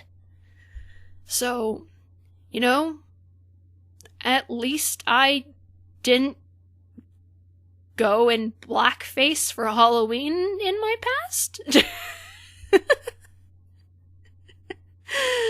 At least I didn't go in blackface. Wait, it feels like you guys treat me like I went in blackface. I'm not that bad. I'm not an important political figure who's gonna change the world. You know, I can pay it forward. I can, you know, help somebody and then they'll help somebody else, but I don't have the power to change the world. I wish I did, because oh my god, things would be so much better. Well, you're just saying that because they're your opinions. Oh, I know that. But I would do things that would make it better for other people too. Like being much harsher on certain type of criminals. Yes. I mean, I honestly wish that every place could be like, you know what? Like Clearwater Park. Because there are chemicals in the air that make it so you don't feel extreme feelings. And most of all, don't feel super negative feelings. So people who aren't on medication for some reason and have others, they can go there and they can feel fine. That is their medication. They'll move there even. And, you know, others will go there and feel fine and be safe. The only person who is exempt is Lady, the character who represents all of you. And anybody who has ever, will ever hurt me. She represents Aaron. She represents my dad's side of the family for keeping me hostage in a frickin' restaurant and telling me how I'm going to be raped and used and I'm going to have to go to her for money. But I digress once again. She represents everybody that has caused me harm and who deserves to be beaten the crap out of. But she doesn't die. I could torture her to near death because my Reitanna character is much more badass than I am. I wish I was badass. I wish I was Coda. Anyway. And then Reitanna just drops her body off at Dr. Rotcod and he fixes her up again, but makes sure she remembers the whole thing. And she never learns. Does that sound familiar? You never learn. And you should try. You really should. And if you can't, God forbid, please don't breed. Don't make more people like you. Because people like you are mini monsters. You may not be, you know, killing and raping people, but you're still monsters because you go out of your way unprovoked to harass somebody. If you think a video sucks, you say, this video sucks, instead of being silent and clicking the back button. And I don't understand that behavior. I can't imagine why anybody who hates me has listened to this video this long. And I really should end it, because I'm repeating myself, and I'm just going, and my voice is gone. And I need to make some stuff in Blender. But I really needed this, and honestly, I feel so much better getting all of this out. Because holding back my tears when trying to get to sleep last night was just awful. And I hope I didn't cry enough during this video to have dislodged my band-aids. I don't think so. They're water resistant. They're those hydro band-aids where you put them over a scab and it's so cool. It safely lifts the scab. It heals. It's so cool. But I just keep picking because there keeps being popped up little bubble little pearl things under my skin, and it's gotta get out, and sometimes it shouldn't come out, and I'm just like, why can't I be perfect? Why can't I have perfect skin? Why can I not have dermatillomania and trichotillomania with all my problems? Why does those have to be there? And I can English. That took a lot of energy. I don't remember if I mentioned this. I think I was getting there, but baby girl might have distracted me when I said how I used to be bubbly and happy. Well, I mean, first of all, I didn't have as much experience. I didn't, time didn't have its toll and keep weighing me down and breaking me. And also, the fact of the matter is whether you're mentally ill or not, growing older has an impact on you. You lose energy. You end up hating your life more because, especially if you're, Gen Y or a millennial. I know technically Gen Y is supposed to be a millennial, but I have decided that is the label given to a certain stereotype given to certain individuals in Gen Y. So, unfortunately, Michael and I would be considered millennials, but we do not fit the stereotype that apparently millennials have, so we are Gen Y. Anyway, life is not easy, and it's probably going to be less easy for Gen Z than it was for us. When you get older, you get tired. You have a job, and even when you can't work, things don't work out because I can't file for disability because I can't file for food stamps. No, I can't file for disability because Michael makes too much money. Yeah, it's fucked up like that. But I'm definitely disabled. I cannot work. Not anything that's social. I can't even do the thing from home where I do customer service because I can't be on the phone. It sucks. And my memory would just get me fired anyway because I would forget to do crucial things. But we get older, we get tired, our bones and muscles ache, and life gets us down, and the world progresses. People like Trump are president and are practically trying to rule the world, and just shit happens. And I don't know, I'm so exhausted. I don't think any amount of makeup is going to hide the bags under my eyes anymore. I can try all I want. They're there. They're deep. They're purple. That's why I always used to Photoshop them out, but they're even worse now than then, so my muscles ache. There are things that ache for no reason.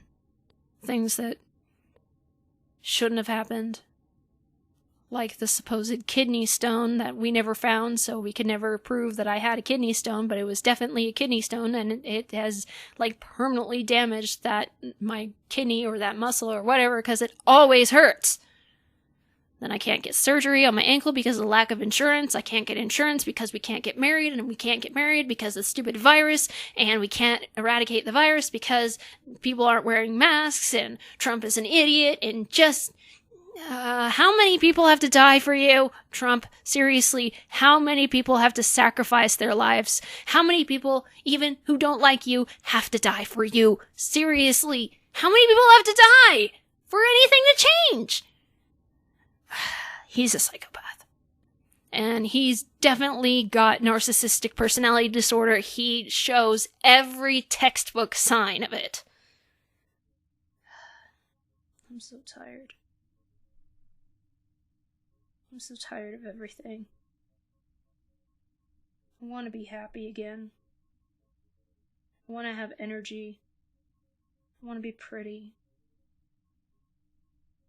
I just want to be left alone. I want to be able to socialize with nice people without having to fear that I'll have a comment from another cuntnificent. People are like, you should expect this from the internet. We shouldn't have to. We shouldn't have to expect this. And somebody's like, maybe you should get off the internet. Why? Because people like you like to harass others? Well, that doesn't have to be a thing. And that shouldn't be a thing. The internet is the only way I can socialize because I have social anxiety disorder. And it's even worse when you can't go outside. A shut-in who is prevented from going outside actually wants to go outside. It's because when you take the option away, it takes away the freedom. And I want to go down to Chili's and have a cheesecake.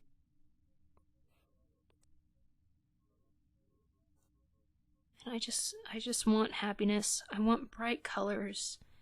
I want sparkly things. I want fuzzy things. I want bubbles. I want happiness. I want sweets. I want peace. And I don't care if you disagree with me about any of my views.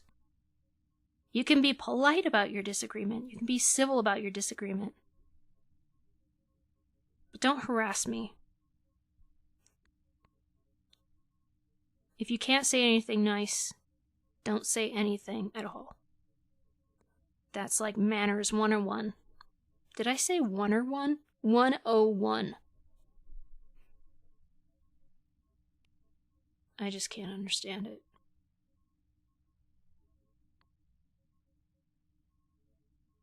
I blame your parents.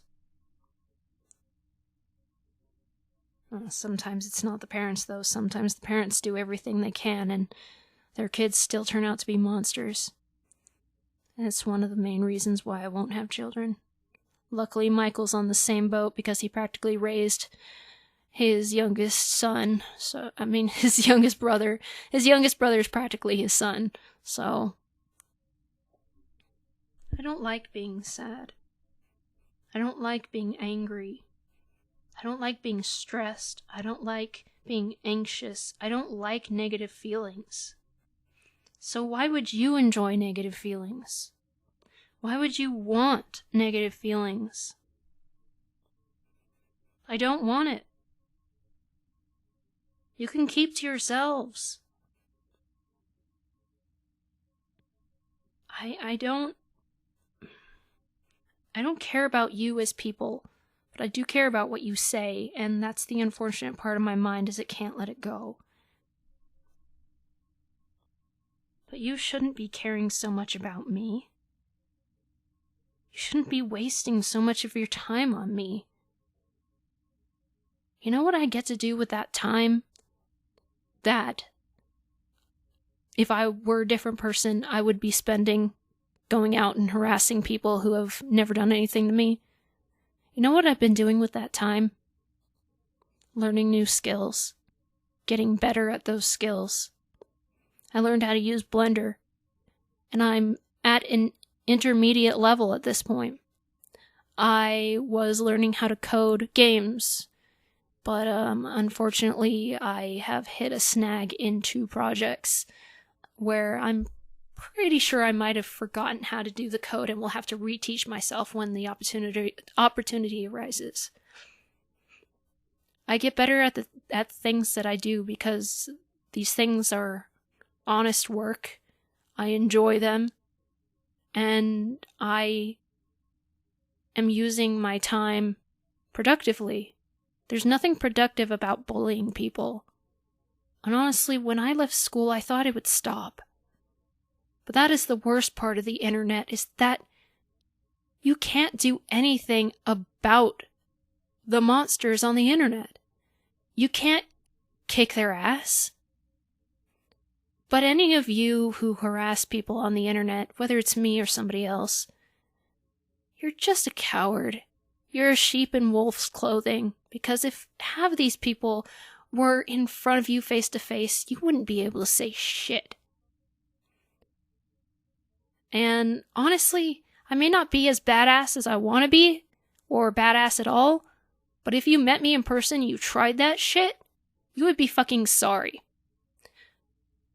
But I wouldn't be able to physically harm you if you were underage, because then I'd go to jail. But I don't really need to get physical to do harm, so I'm one of those people where I can be super nice and super kind and loyal, but if you strike the wrong chord, you know, I just wish that I was more like I am now when I was younger, so that I could have stood up to bullies and stood up for myself. I want to go back in time and be able to possess my younger body, to control her, and change things. And show what's up. Have a backbone. Stand up straight. And say what's on my fucking mind. And tell it like it is. But I was afraid. I don't know what I was afraid of. Well, it's the fact that I didn't feel safe at school or at home. I've never felt safe. I mean, I feel safe in the apartment when I'm, just in the apartment when I'm not online. But every day I check my comments and I'm just dreading, what if I get one of those comments? What am I going to do? How am I going to feel? I have a mini panic attack just imagining how much it's going to hurt me. And how much that I don't want to respond, but I seem to always do. Because it bugs me, and I want to prove people wrong. I don't understand why people have these certain opinions about me that are just wrong. I want people to try and get to know me instead of coming up and harassing me. Because if you just be civil to me, the first time, you'll get, a civil response. Usually a kind response. So, it's not that hard. It's not that hard to figure out. I don't understand why people are all like, you're mean to everyone. No, for God's sake, when will you learn?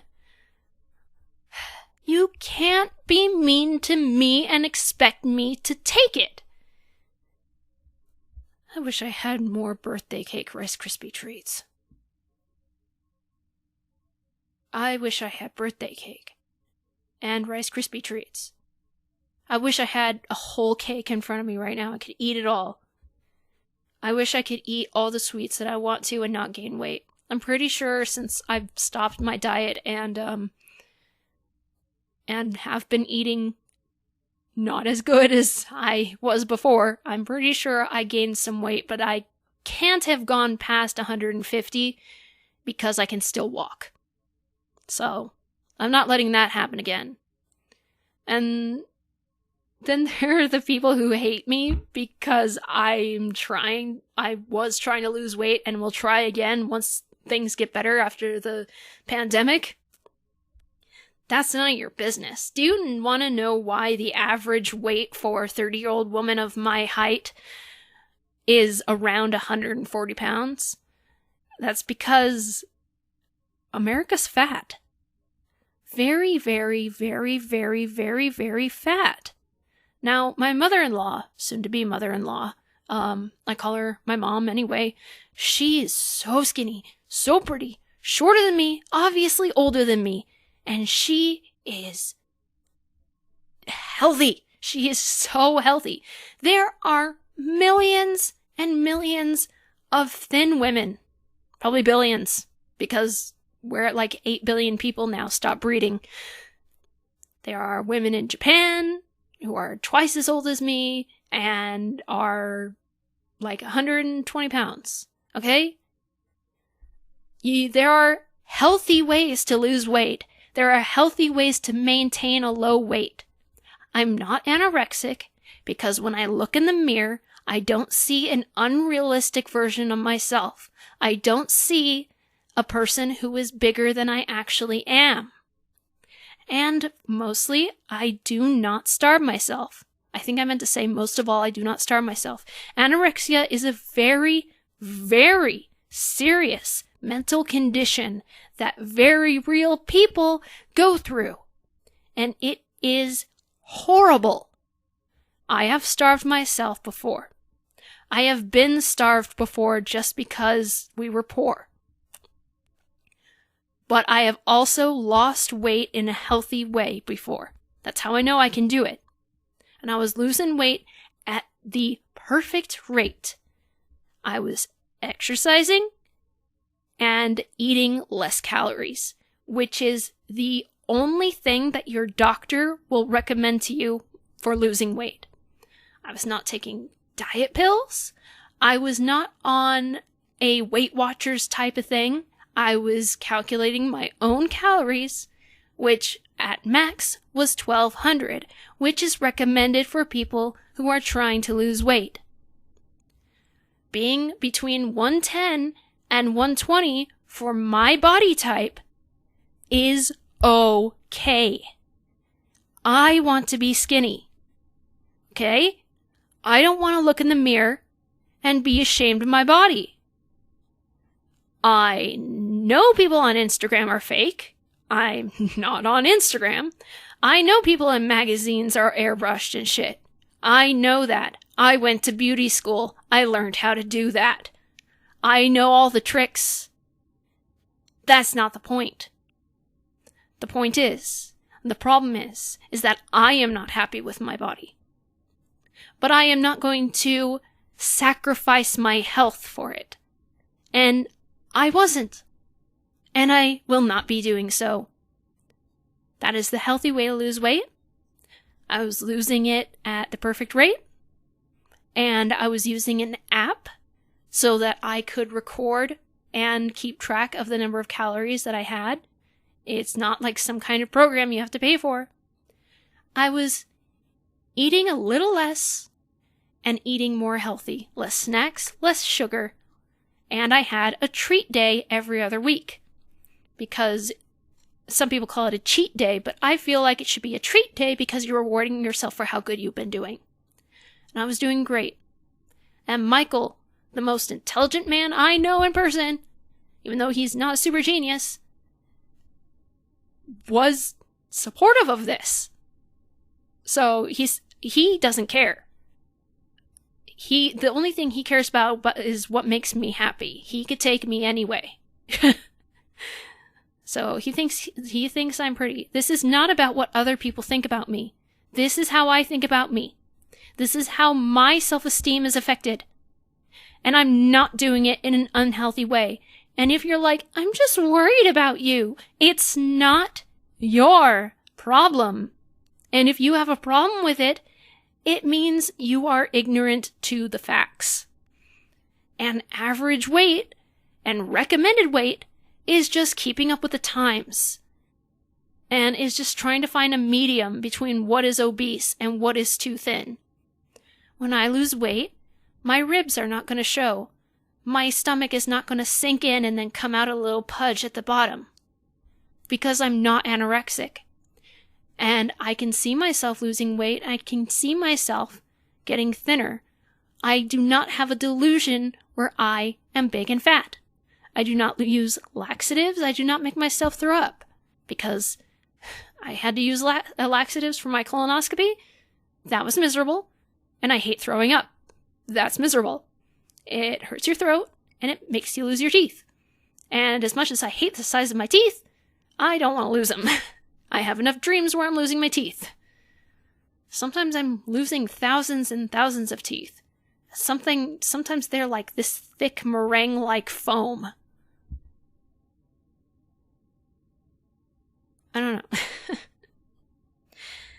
My body is none of your business. I do what I do, and you're acting like I'm some stupid young teenager who is following trends or something. I'm not.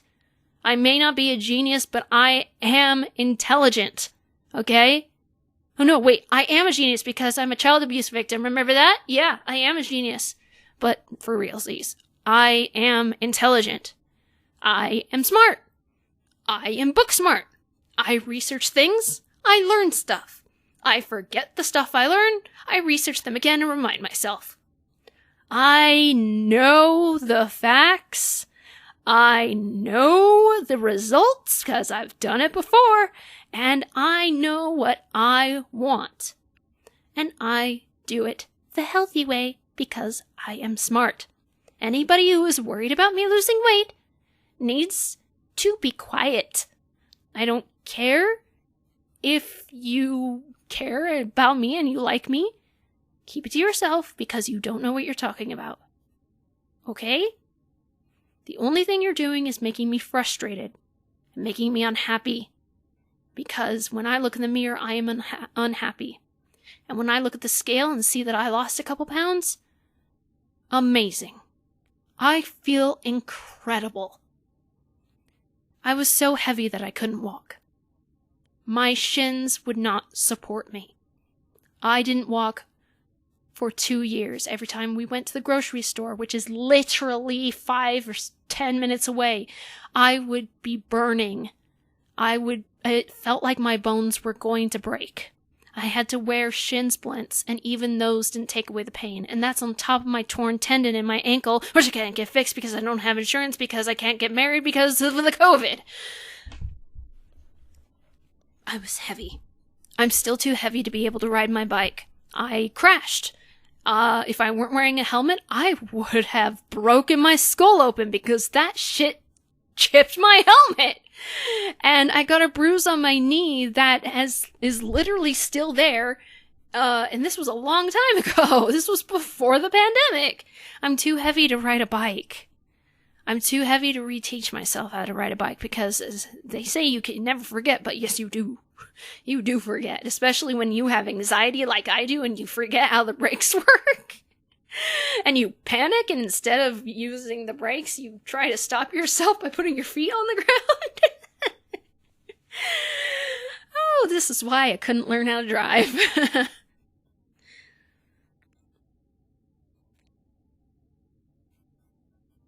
And you know, when you're trying to turn yourself in bed and you have to put in the extra effort to actually pick yourself up, you're too fat. When you feel so fucking heavy when you're getting out of the bathtub, that is not a fun feeling. When the water can't even cover your stomach, that's not a fun feeling. When you can use your stomach as a shelf when you're sitting down, that's not a fun feeling. And when you have a rocking ass, a practically flat chest, and you're fat, that's not a good sight, and that's not a good feeling. When your corset doesn't even fit because you're too fat, so I can't waist train, that is not a good feeling. It doesn't feel good to not feel pretty. It doesn't matter what other people's view of beauty is, my view of beauty is what it is, and I will achieve it. And it just makes me angry when people are like, oh my god, you're unhealthy or anorexic because you're losing a couple pounds each month. Oh my god. You people, seriously.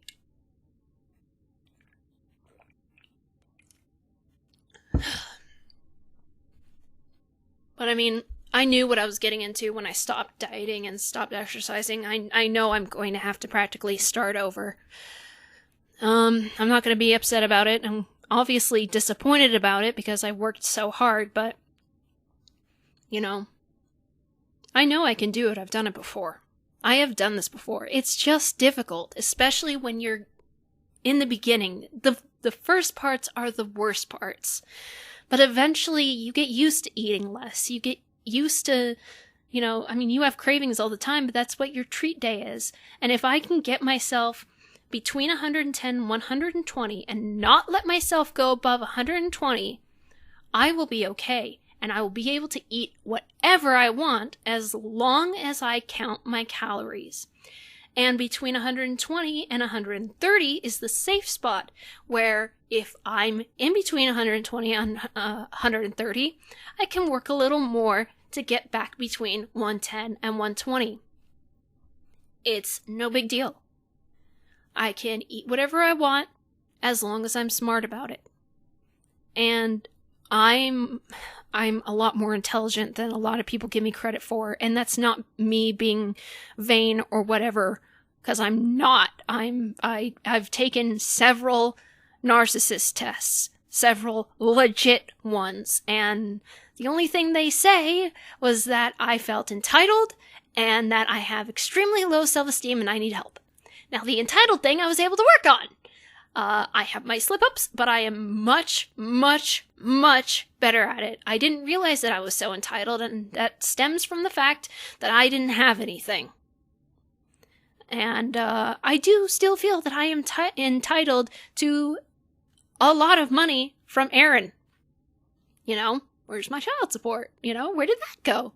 Drugs? Oh, good. And the fact that she ruined my life. I am definitely entitled to every single thing she has ever owned, except for her bongs and shit, and every penny she's ever made. I will always believe that.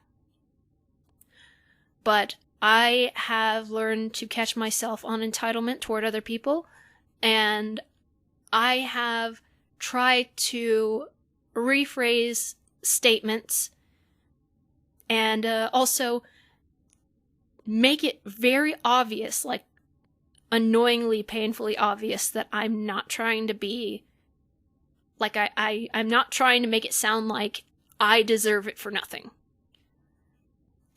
And it's a lot better, honestly.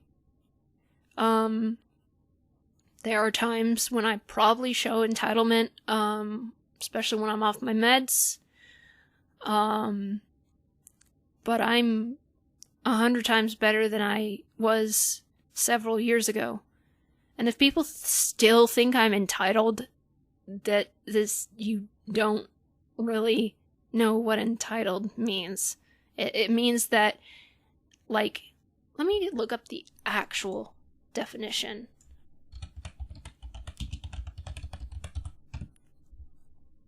Believing oneself to be inherently deserving of privileges or special treatment. Kids who feel so entitled and think the world will revolve around them. I don't believe that. The entitlement I used to feel was not only situational but accidental. I didn't realize what I was doing. I didn't realize that, certain things don't call for special treatment, but I stopped believing the definition of entitlement. I stopped believing in deserving of privileges and special treatment a long ass time ago. I've learned that nobody is special. Not me, not you, not anyone. The only person who's special is Maynard James Keenan. Because he is a god. And it will be a dark day when that man dies. Don't get COVID, please, MJK. I am not special. The world does not revolve around me. If it did, it would be a whole lot different. And you would know if I was entitled. Damn it. Seriously. I may deserve certain things, and I may not deserve certain treatment, but that doesn't mean I deserve special treatment. It never has. And never will. I mean, hell, whenever people give me gifts and I'm just like, are you sure how much did this cost? You know, and if it's too much, I'm like, that's too much money. Do you know what too much money is to me? $10. That's too much. No, that's too much. Just like anyone, I like receiving gifts. I like people doing nice things for me.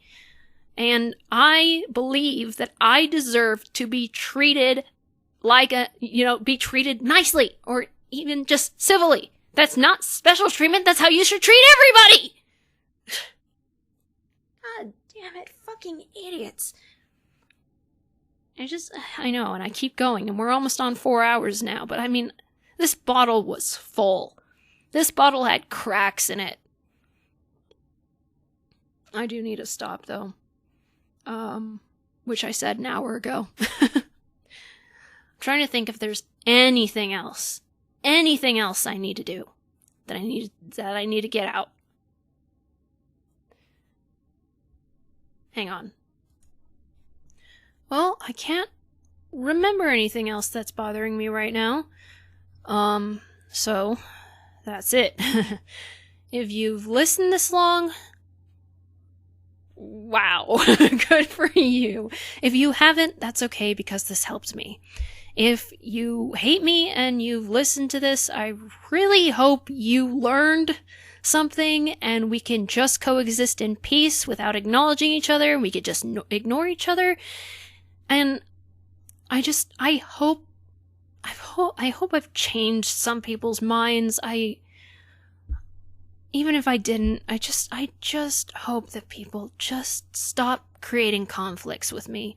And I really hope that those of you who support me and are my fans and my friends stay out of these conflicts, please. So, if you like any of my videos, if you like me, if you don't like me, leave a like, subscribe, spread the word of spread the word of awesome, and become a Reitannite. Click the little bell. I'll see you later, alligators and crocodiles. Bye.